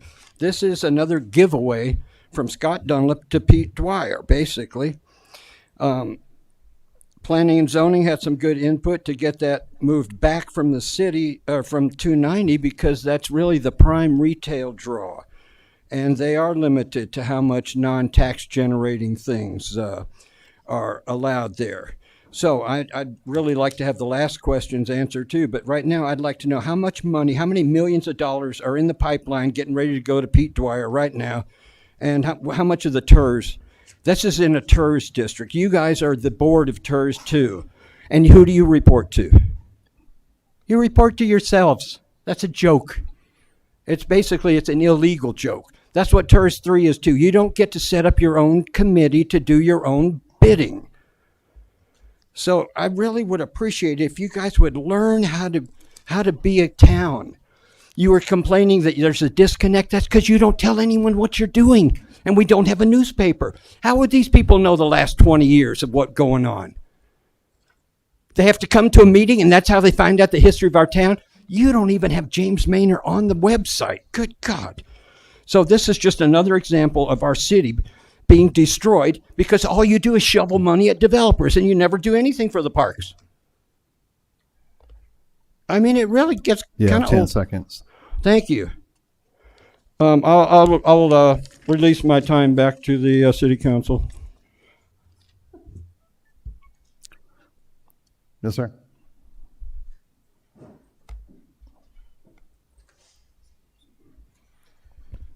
Mayor Council, this item and the subsequent action item have both been requested to be withdrawn by the applicant. Thank you much. Have a motion for closing the public hearing. Is withdrawn? So we're going to close it? Awesome. Thank you, sir. All right, council members, we're going to move on to consent agenda items. All the following items on the consent agenda are considered to be self-explanatory by council and will be enacted on motion.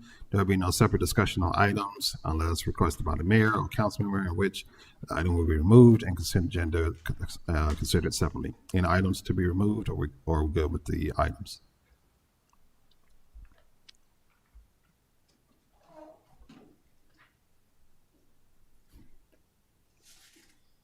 If there's nothing to remove, I accept a motion for the consent agenda.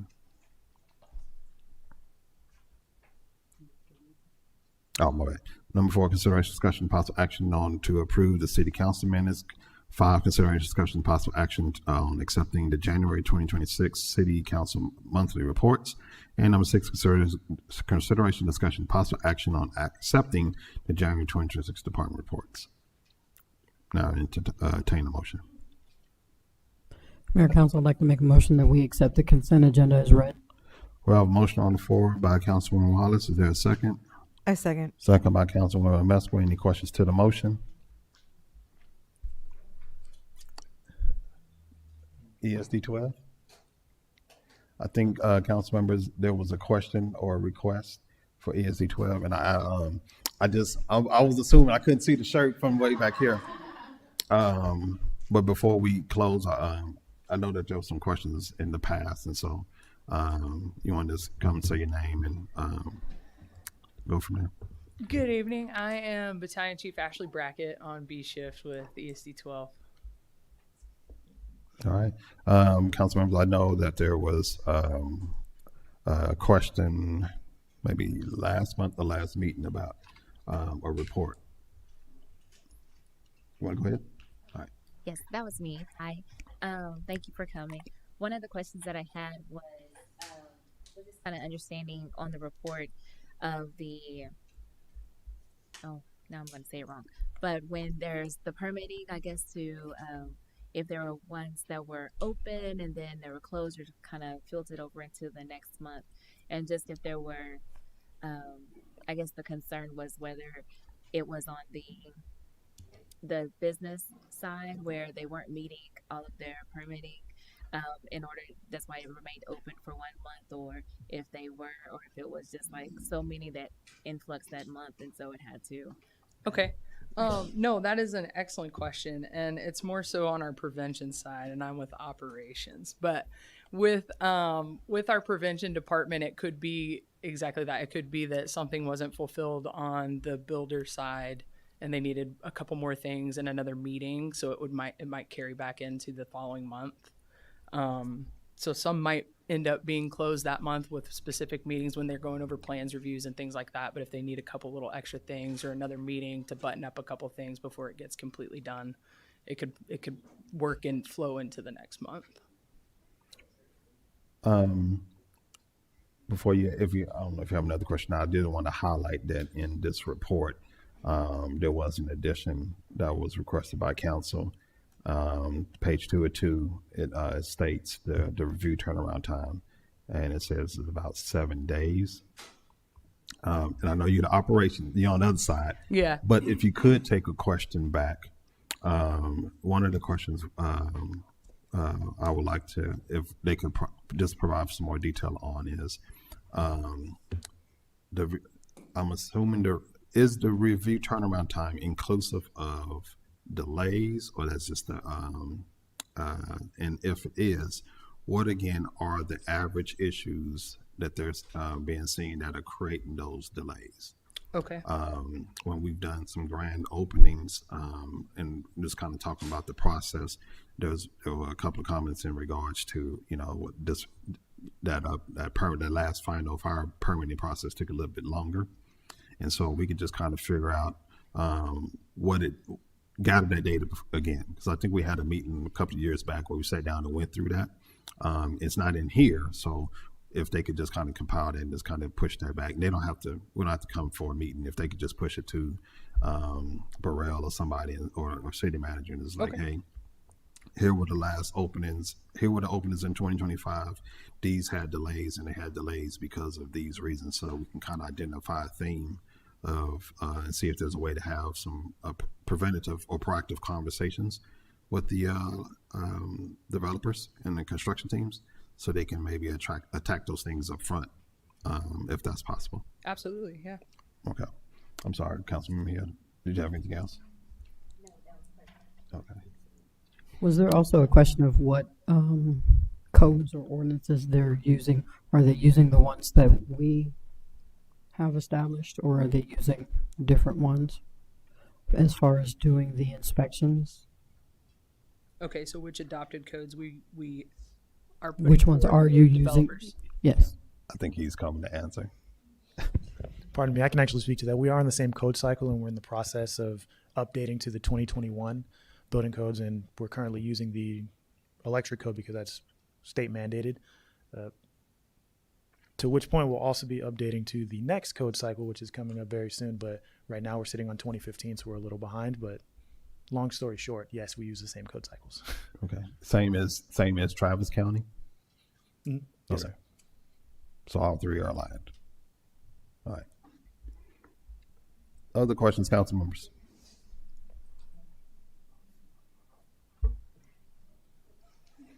They bring up a very valid point. The ESD 12 does have certain amendments to the fire code specifically for their jurisdiction, but generally speaking, we are on the same code cycle. Okay. So maybe if just making sure when they're looking at those, if there are delays, is it delays because of the construction developer, or is it that they're maybe looking at different code, not paying attention to any amendments or whatever, just so we can understand the root cause of the delays? Absolutely. All right. Other questions, Al? Thank you for being here. Of course, yeah. Appreciate it. I'm sorry I can't give you the exact answer. No. on our We're just happy you were here. prevention Yeah. side. Thank you. And no other questions? All right. Appreciate it. We have a vote on the table. It's been moved and second. So all in favor? Opposed? Motion passes. All right. Let's see.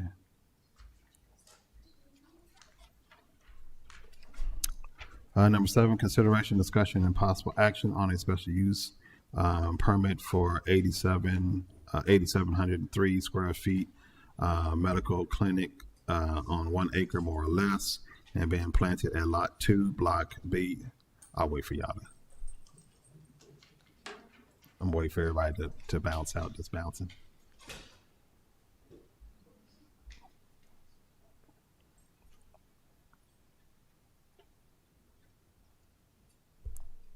Bye. All right. Square feet medical clinic on 1 acre more or less and being platted at Lot 2, Block B, Manor Northeast, commercial and located at 12420 East US Highway 290, Manor, Texas. Yes, sir. Myself and the applicants are available for any further questions you may have on the item. Questions, council members?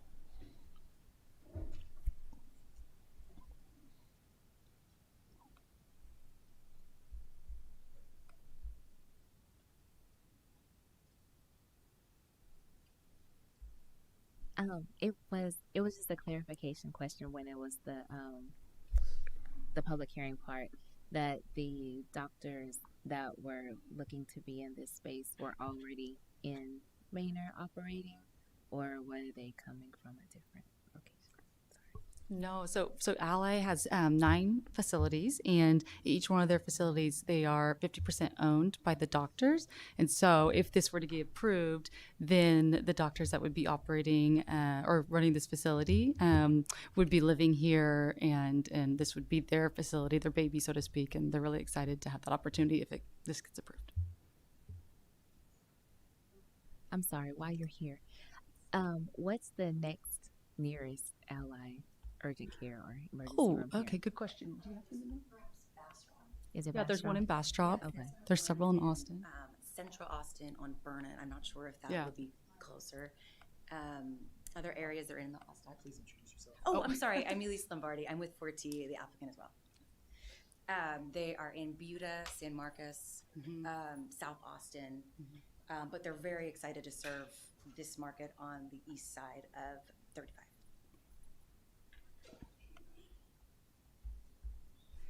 Other questions?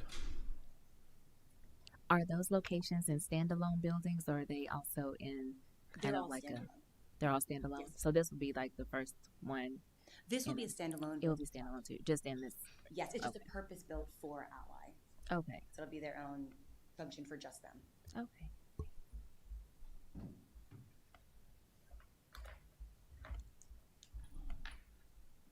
Other questions?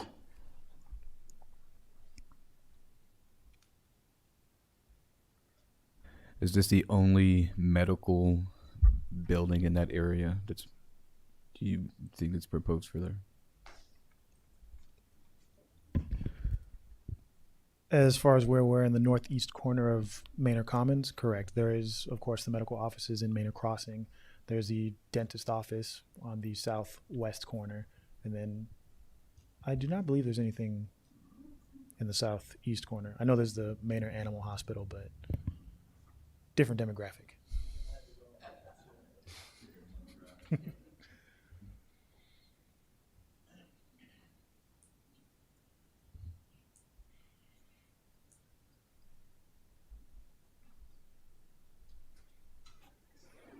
Mr. Jones?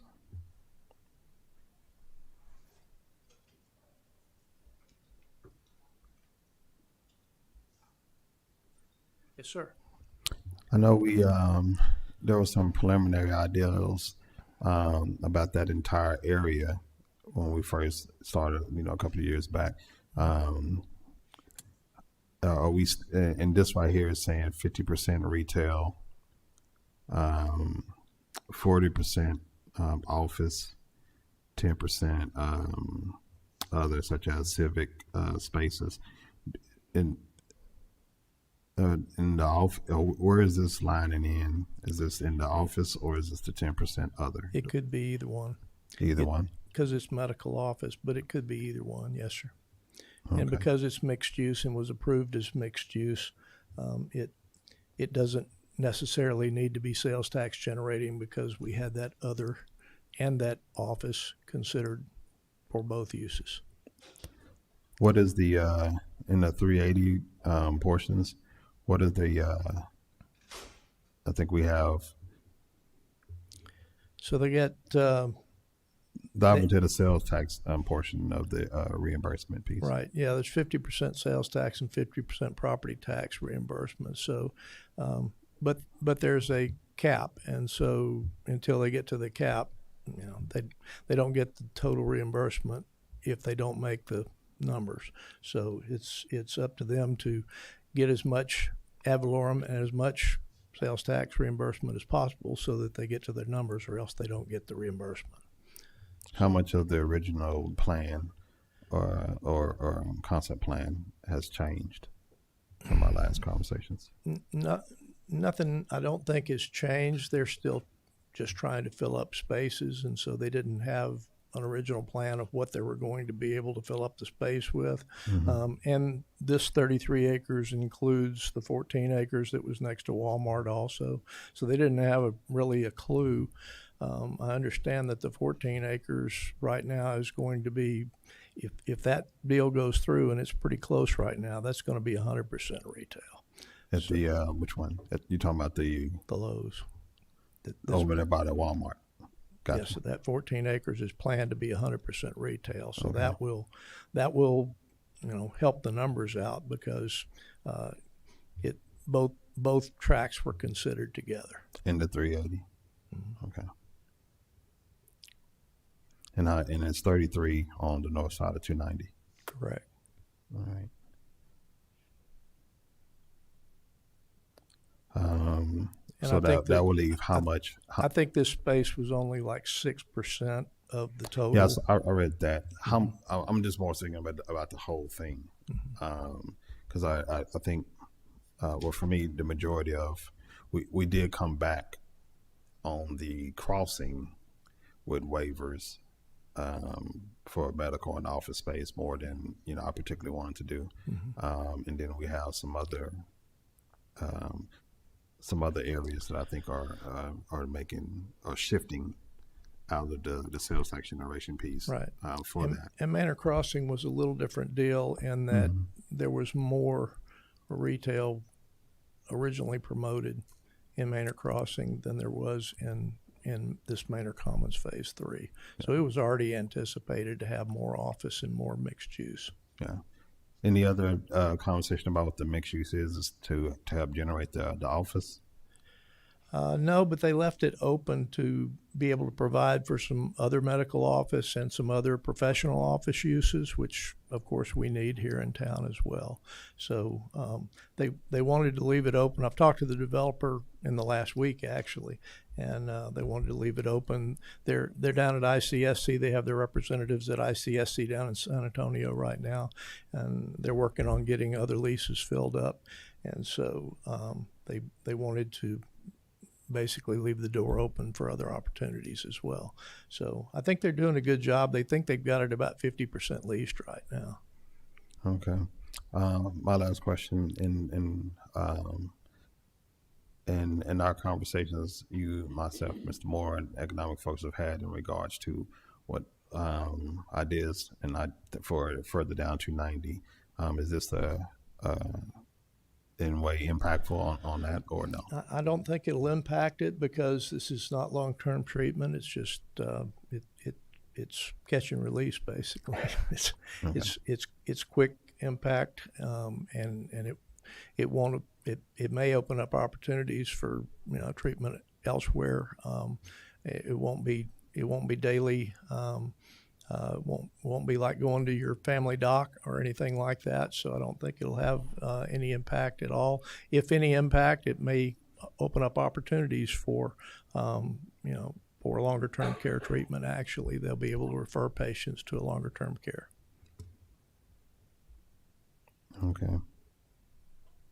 That's all my questions for you. Thank Anybody you. else have questions for Mr. Jones before we sit down? Thanks, sir. Thank you.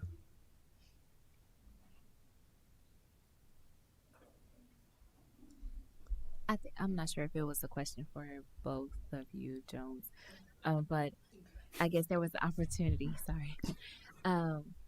Again, I guess you mentioned quickly about having an alternate location, or y'all had discussions of alternate possibilities, was that in the same area or was it somewhere else?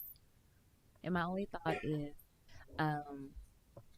not that it has to be off of 290 because it's just a rush of places to be, but I guess an opportunity to share the space where maybe the healthcare options are closer within the neighborhoods or somewhere further in, so you don't have to always make your way to 290.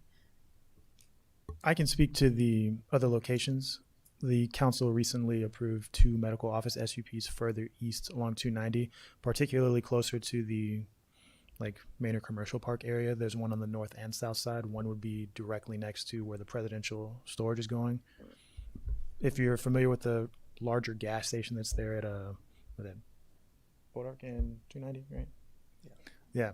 A lot immediately to the right of that, that's where one is, and then just to the southeast of that is where the other medical office was approved. So those were the locations that were discussed, but it didn't fit their needs. Just as to this is basically a retail medical, and so those opportunities are traffic driven, and so they want to be near those high traffic corridors. So if you get hurt and if you're near home, you're near school, you're near work or whatever, they want to get on the nearest artery and be able to transport them quickly to the nearest medical facility, and you're right there on the road. So that's why they want to be near 290. And, easy on, easy off, get treated quickly. And then if you need more care, you get right on 290 and get to the nearest major medical facility, which we hope we'll be building in Maynard not too long from now. Does that answer your question? Okay, thank you.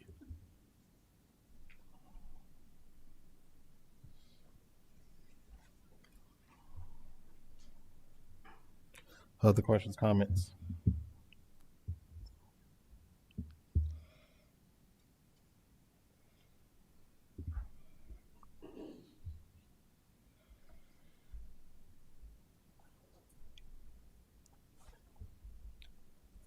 Let's see. Steve, I have one more question for you.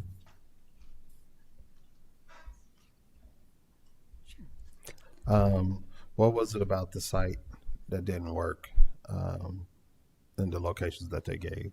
Well, one was for a medical office. That was a building that would be broken up into multiple suites. Mm-hmm. That typically works for chiropractors or dentists or groups like that. I guess, let me ask you this.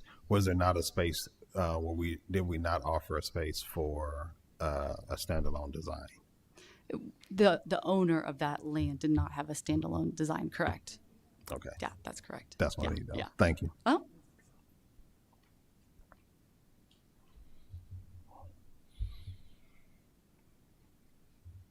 All right, customers, we take either more questions or a motion.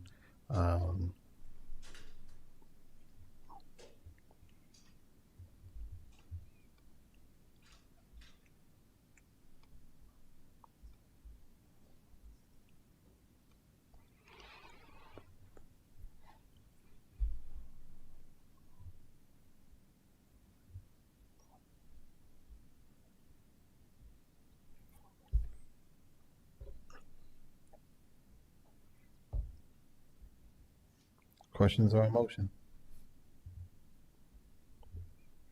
If you need some time, just say, give me a few more minutes. Give me a few more minutes. All right, give you 2.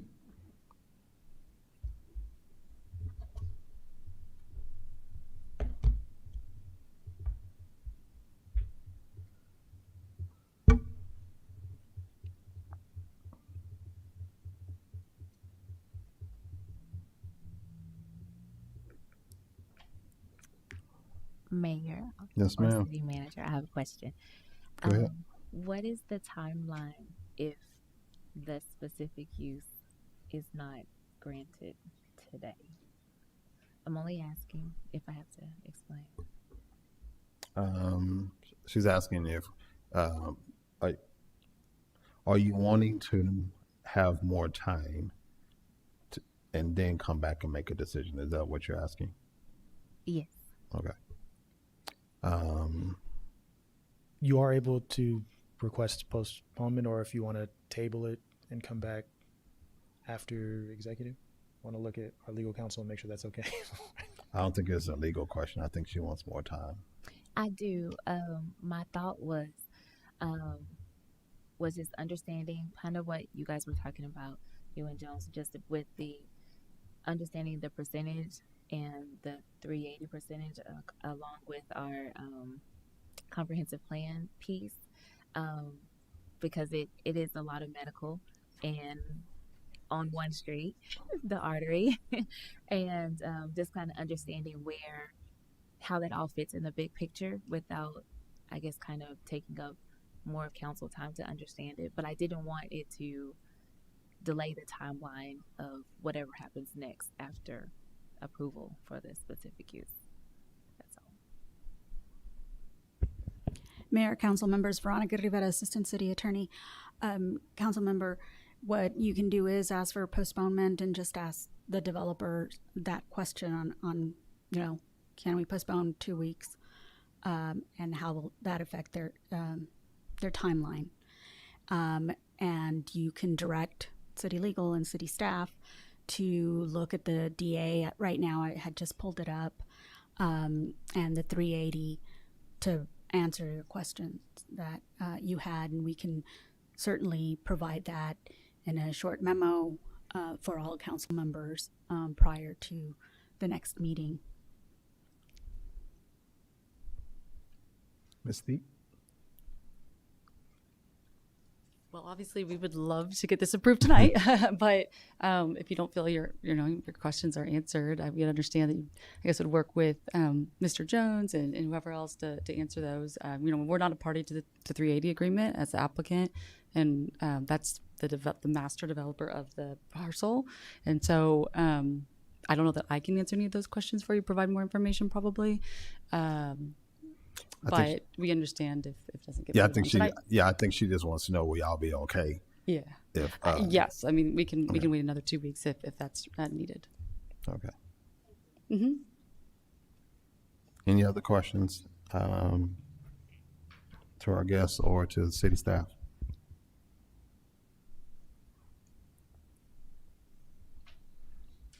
Okay, if there's no other questions, I take a motion on the floor.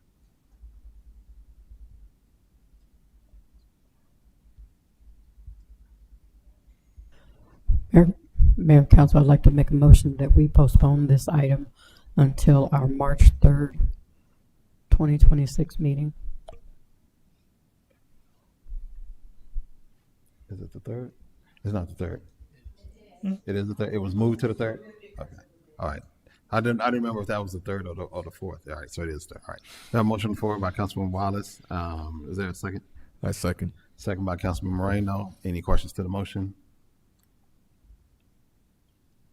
No question to the motion. Sorry. Huh? Do I have to add the part about directing the legal and? Okay. Yeah. I'll do that. Never mind. Yeah. I was about to just say that. So just in between time, if you can, because we have, so that the agenda can be prepared and any information that needs to go out to council, if y'all can have those questions and conversations done quickly so that the follow-up can get to city secretary, and those responses and information can then come back to council.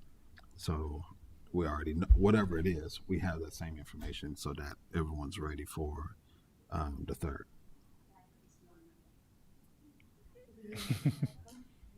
Okay. All in favor? Opposed? Motion passes. Item number 8.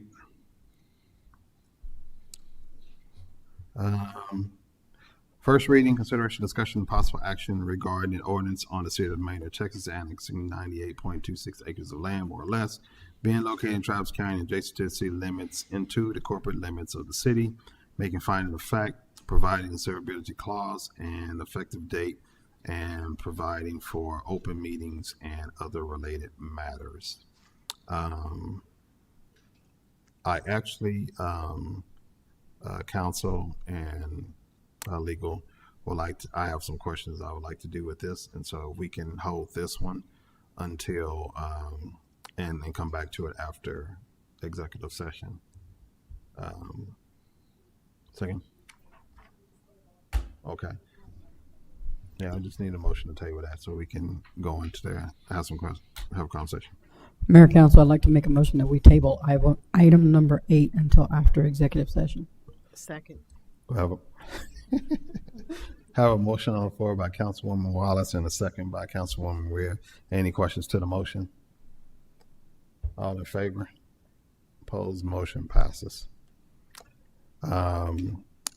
Item 9 is, we need a motion to postpone it, or no? We're good? This one was withdrawn. Withdrawn. Okay. All right. So, let's jump down to item number 10.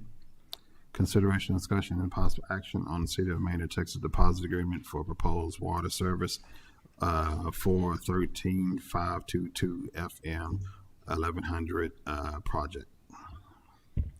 Mayor Council, this item just refers to a water service or water deposit agreement in which we assist the applicant with changing water service CCN so that we can provide service to them when able. And we do have the applicant here in case there are any questions for the property, and I can also answer them to the best of my ability.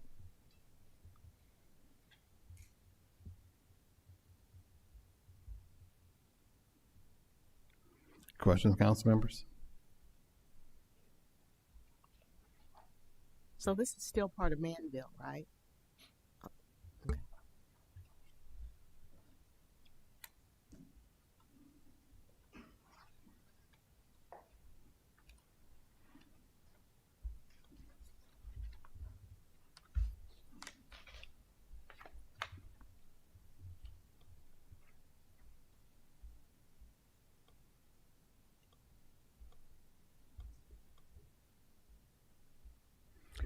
No questions? I'll take a question or a motion.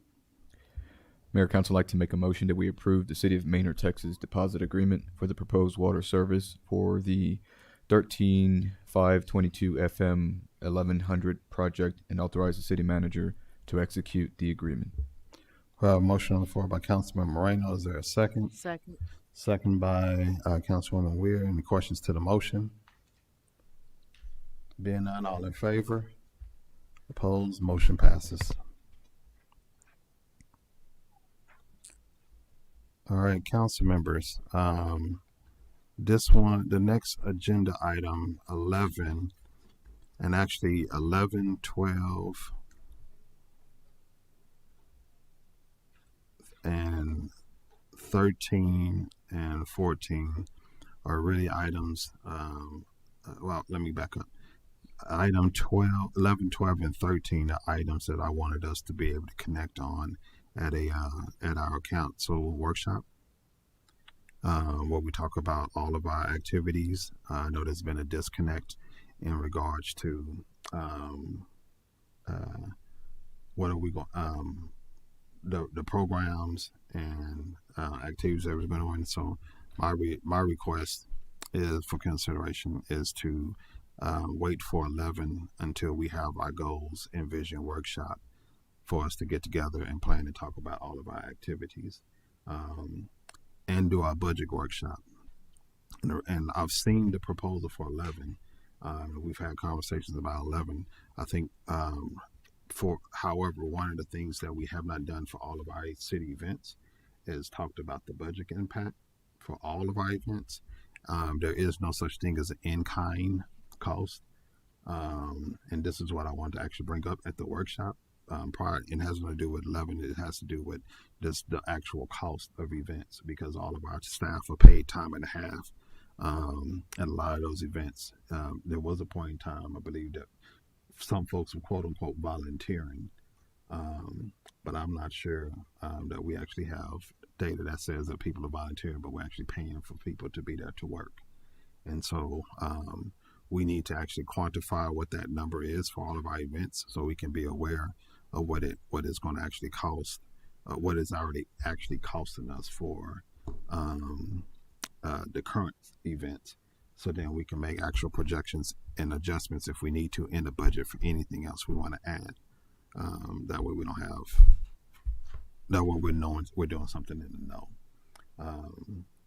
And I think there's a few other conversations that I've had with some council members about community facing organizations and some other stuff that we have not had a chance to talk about. That I think will be a good place just to bring it all out. That being said, I would like to be able to have the workshops, try to get the workshop. I wanted to do them in January, so forgive me for not getting that on the calendar sooner. I would like to try to find time soon so that we can come back and start and not slow down progress on the ideas and the things that we got planned for that. So I'll take your questions or comments about that.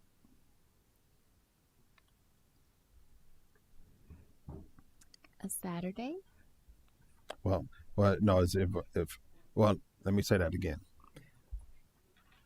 Consideration, discussion, and possible action on a partnership between St. Joseph's Catholic Church and City of Manor for Hispanic Heritage Festival event. Then all of my comments. Now, can there be a consideration to wait until we do the workshops for the budget and then the goals and the vision, so that we can have an informed decision about how we're going to support community programs and partnerships from a financial lens? If so, my request would be to postpone number 11. No? Withdrawn. Okay, withdrawn 11. Work on 12 and 13 and then bring it back later. So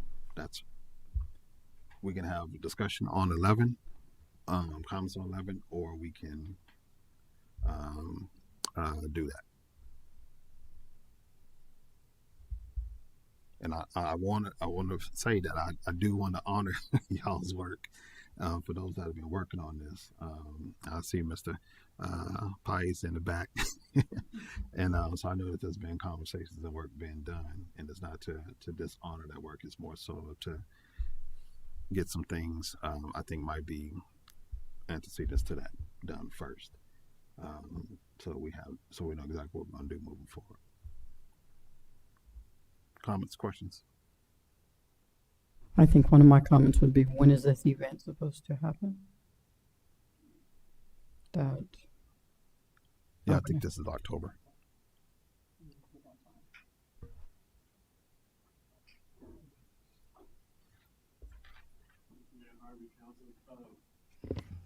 I'm sorry, I don't know how to work this one. Mayor, council, we've been working hard.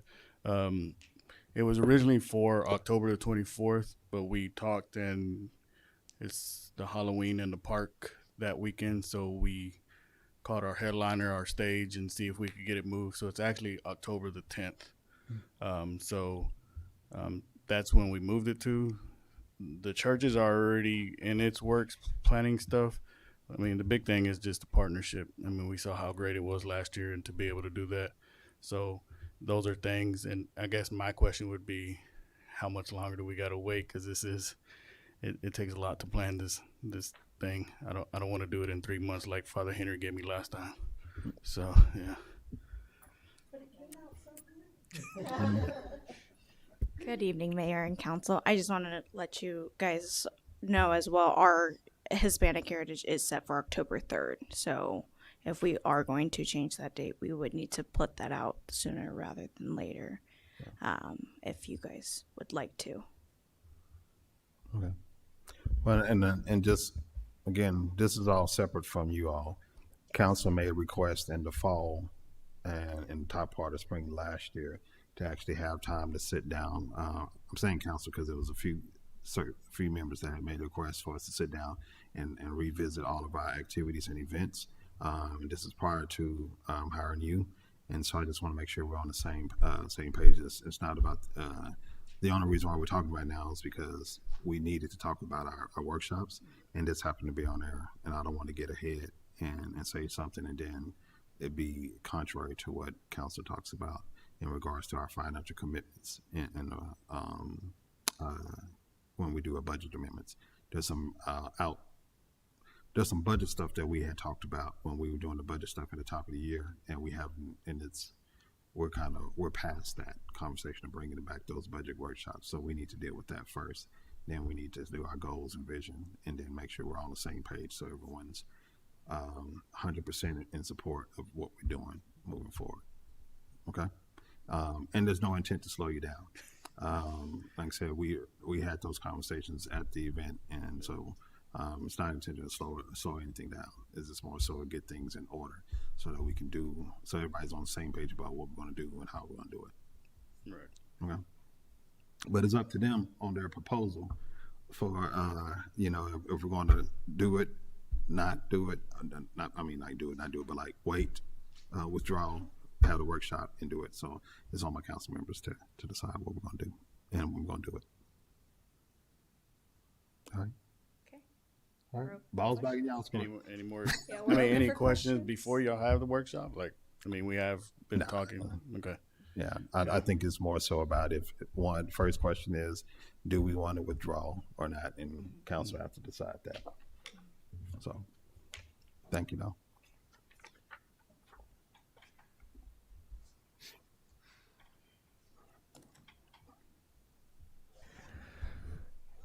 Mayor, council, I'd like to make a motion that we withdraw item 11 until after the workshop.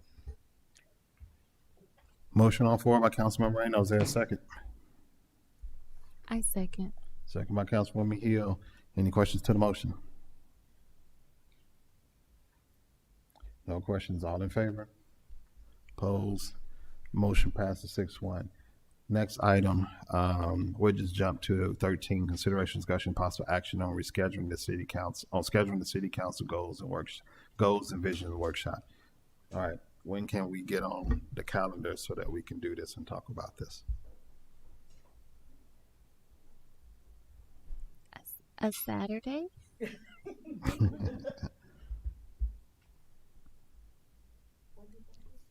She said a Saturday. Do you all prefer Saturdays? I was or going does to it depend ask. on the Saturday?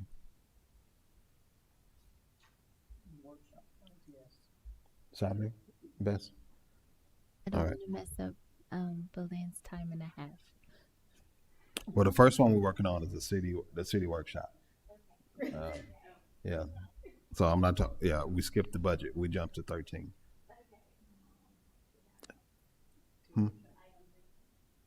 Did I read it? I read it, didn't I? Yeah, I read it. You were blinking. Huh? Huh? Okay, here we go. Consideration and discussion and possible action regarding scheduling of the city council goals, vision, and workshop. I said it. I literally read that.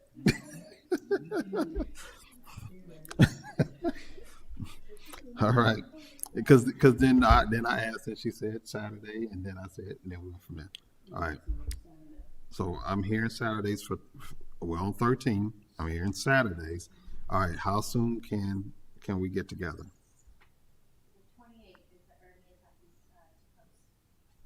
I can do 28. Yeah, I have a funeral.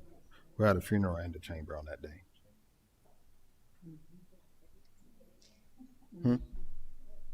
Yeah, the No, you guys employee decide. expo thing.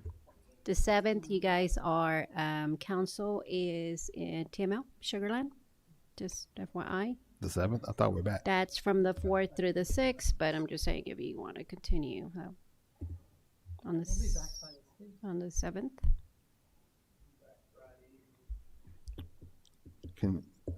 That's the next available Saturday, the 7th. Can anyone do the 7th? You can't do the 7th?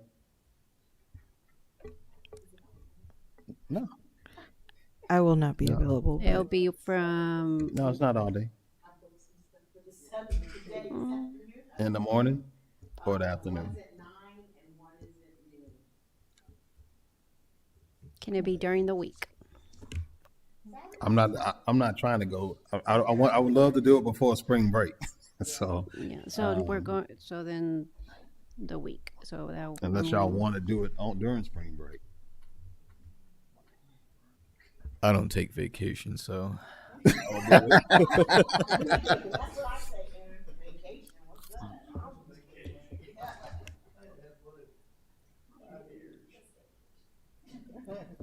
So what would y'all like? Would y'all like to try to have it before or wait till then?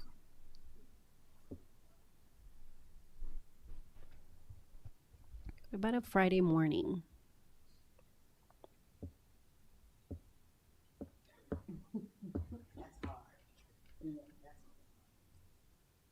Well, I mean, we wouldn't be able to, I wouldn't be able to clear next Friday that quickly.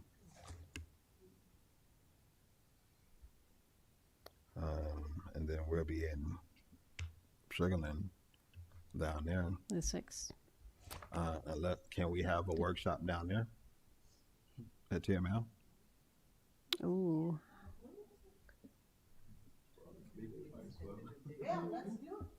Well, is everybody going to be there? Where? Wait. I'm sorry.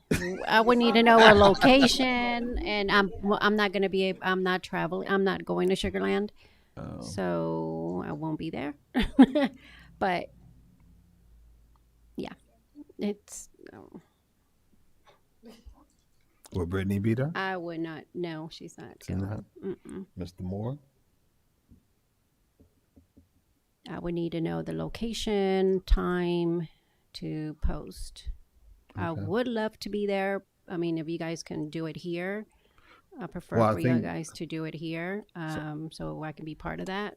So if we do it there, I would want to build the agenda just to focus on the more priority things, and then just figure out to get the other half of the workshop when we're back here, unless you all just want to wait to do it all at once, because we won't have time to do it down there. We won't have time to do everything down there. We'll be rushed or partaking and all the activities that are down there. So What about the 14? March 14, if you guys are looking for a Saturday. Well, spring break's the week after that, isn't it? spring break is the 16th.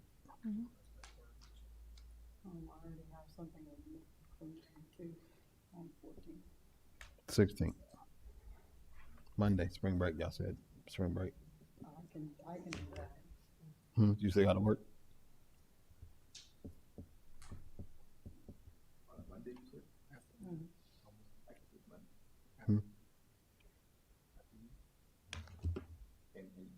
Anytime. 'Cause I think this side might be good, but this side, my right side, doesn't sound good on Monday.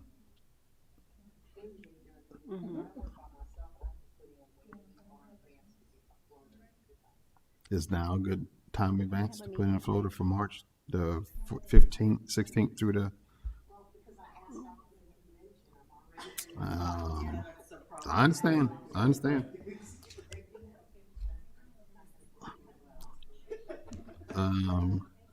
14th. The 14th.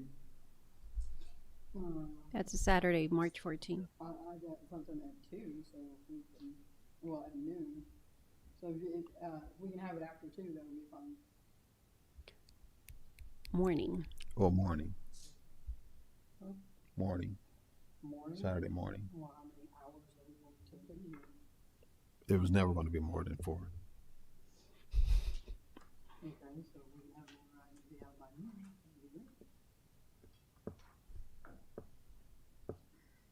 Right side. I have something that I could probably move. Our church, the board is having a retreat, I could probably move it after.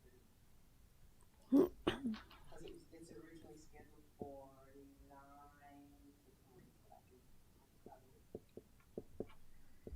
Speaking of church, are Sundays off the table? Oh, I won't be able to at certain times just because I'm the musician.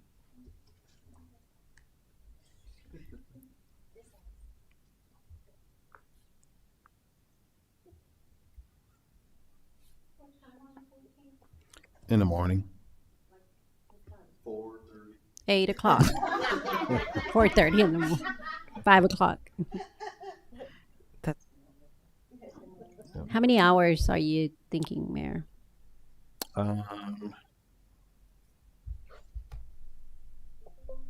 8 to 12, March 14. And Will that work? I was thinking blocking 8 to 12. She got to be gone by 12.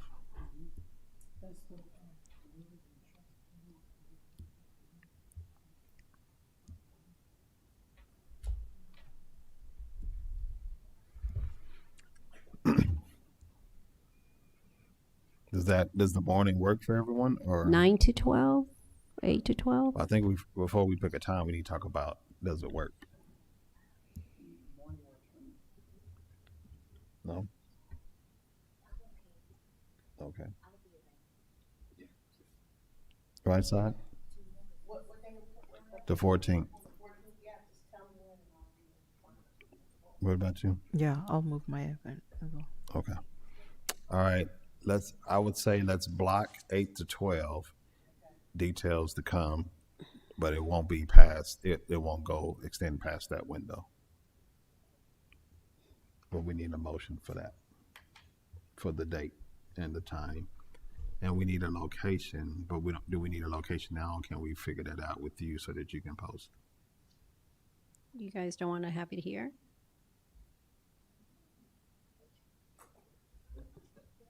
Goals and visions Avalon. at the permits. There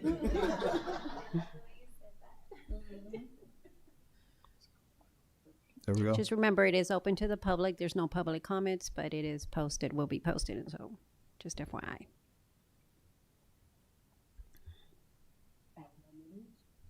Yeah, it's not is until we motion. Mayor Council, I'd like to make a motion that we set the time frame of March 14th, 2026 from between 8 a.m. and 12 p.m. 12 p.m. possibly at the Avalon apartment complex to have our city council goals and visions workshop. Motion on the floor by Councilwoman Wallace. There a second? I second. Second by Councilwoman Mesco. Any questions to the motion? Being none, all in favor? Opposed? Motion passes. Budget workshop. Number 12, consideration, discussion, possible action on regarding the scheduling of a budget workshop. All right, same thing.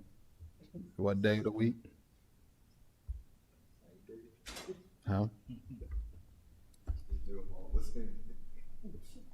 That'll be longer than 12, 8 to 12.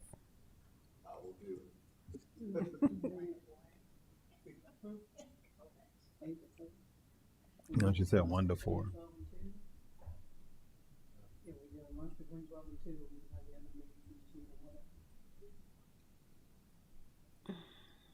No, she wants to go to that workshop on that day. There's a 12 to 2 workshop that day.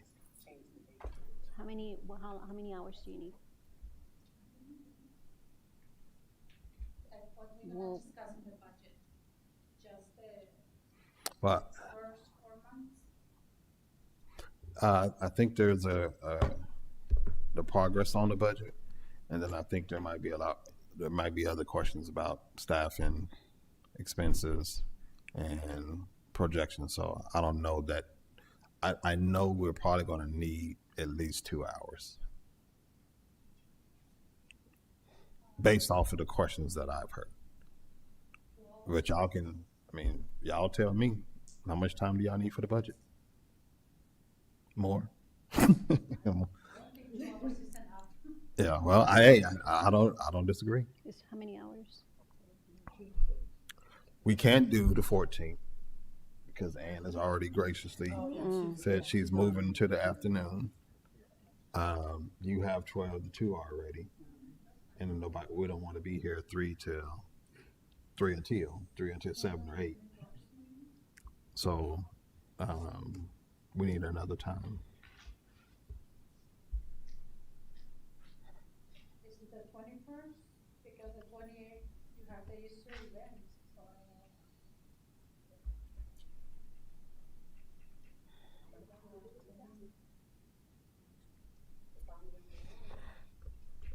Did council want Saturdays for that too? Are there workshops going to be on Saturdays? The 21st, I'm out from 10 to 2. Or at least 10 to 12:30. They won't get there.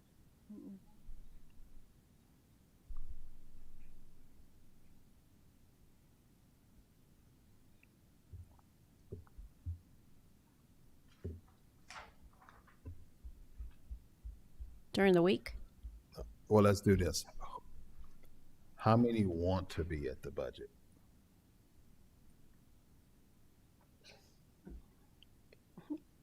So, no, but do you want to? Yeah, I want to make sure everybody said it wants to be there. But don't feel like it's inconvenience for what you got to do. That's because we're moving stuff around for everybody. So I'll take that as a yes, that you want to be present. All right. What was the 7th again? I'm sorry. Yeah, was it 7th? What was March 7th again? What was wrong? The morning was bad? Huh? In the morning? What about the afternoon? 1 to 5.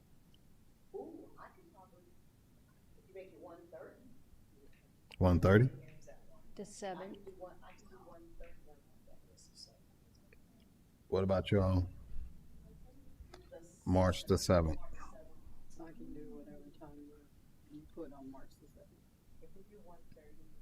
Sorry. If we do 1:30, I should be okay. If that's okay with you guys. I don't know. I'll be at work until 1. So that gives me. Same for March 7th. I can make it. Pro Tem? All right, need a motion. March 7th. Need a motion. 1:30, I think. 1:30. Mayor Council would like to make a motion that we set our city council budget meeting for March 7th, 2026 between 1:30 and 5. We have a motion on the floor by Councilwoman Wallace. Is there a second? I second. Second by Councilwoman Hill. Any questions to the motion? Being none, all in favor? Opposed? Motion passes. All right. That'll probably be Another location? Different location? Sorry. same thing. We can figure that out and then just get it posted. City Council, consider discussion of possible action regarding the scheduling of the City Council Charter Review Workshop. Team, you all know that we already have some information that's already been given to us. I hope that y'all have been combing through it. So the next thing that needs to happen is, we need to do 2 things. One, make a determination if we want the group present. I'm sorry, back up. We need to pick a time when we're going to go through it, and then we need to decide. It's not a voting thing, but we need to decide if we want the group to attend or if we want to have a conversation with them at all in that process.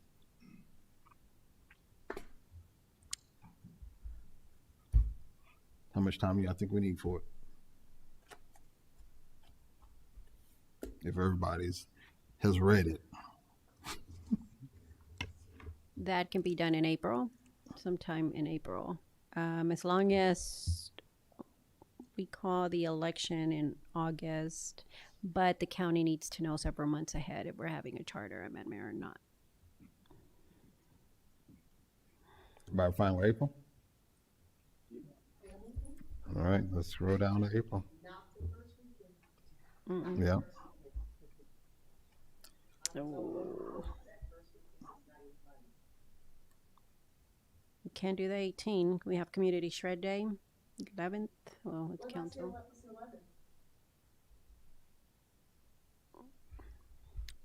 April the 11th. I won't be here. Mm-mm. 25th. It's on a Saturday. You guys still want, council still wants Saturday for that? You won't be here. Well, that way, we're gonna have to shred and meet then. How much time y'all need? Yeah, you can have it on the 18. I mean, the shred pretty much takes care of itself. I have Brittany, so. I don't think this would be too long. 2 hours? I would say 2 hours. Do we need to? 9 to 12. You don't think you can't do the 18th?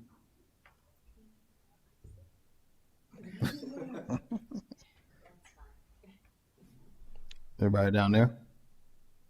Right side? Yeah. Yeah, book 9 to 12 and we get out early, if we did get out early.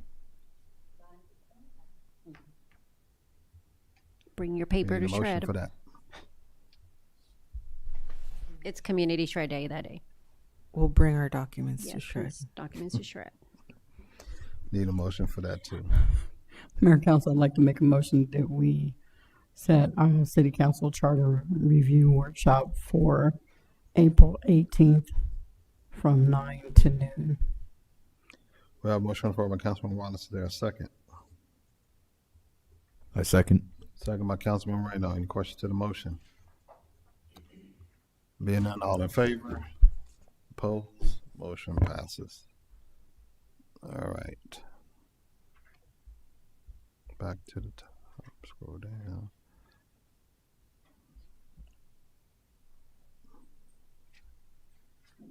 City Council will now convene to executive session pursuant to the provisions of Texas Government Code Chapter 551. All right, y'all.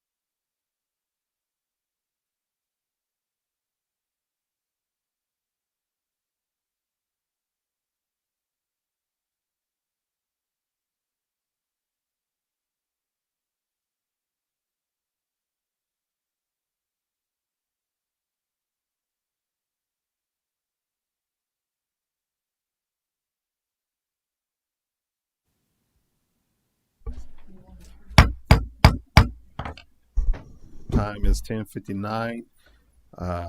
Announce that City Council will reconvene into open session pursuant to Texas Government Code Chapter 551. Item number 8, first reading, consideration, discussion, possible action on regarding an ordinance of City of Maynard, Texas, annexing 98.286 acres of land more or less, being located in Travis County, Texas, and adjacent to the city limits into corporate limits of the city, making finding of fact, providing a suitability clause and effective date, and providing for open meetings and other related matters. All right, council members, any other questions about this item? Any questions about this item? Any questions for Mr. Burrell?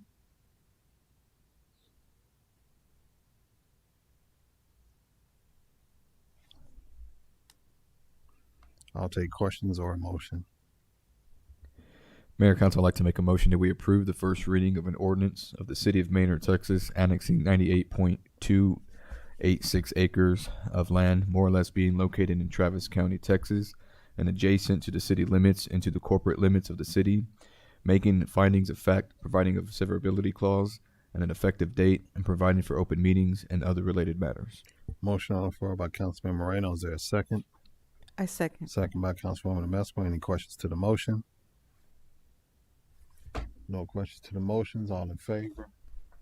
Opposed? Motion passed 6-0. Meeting is now adjourned, 11:01 p.m.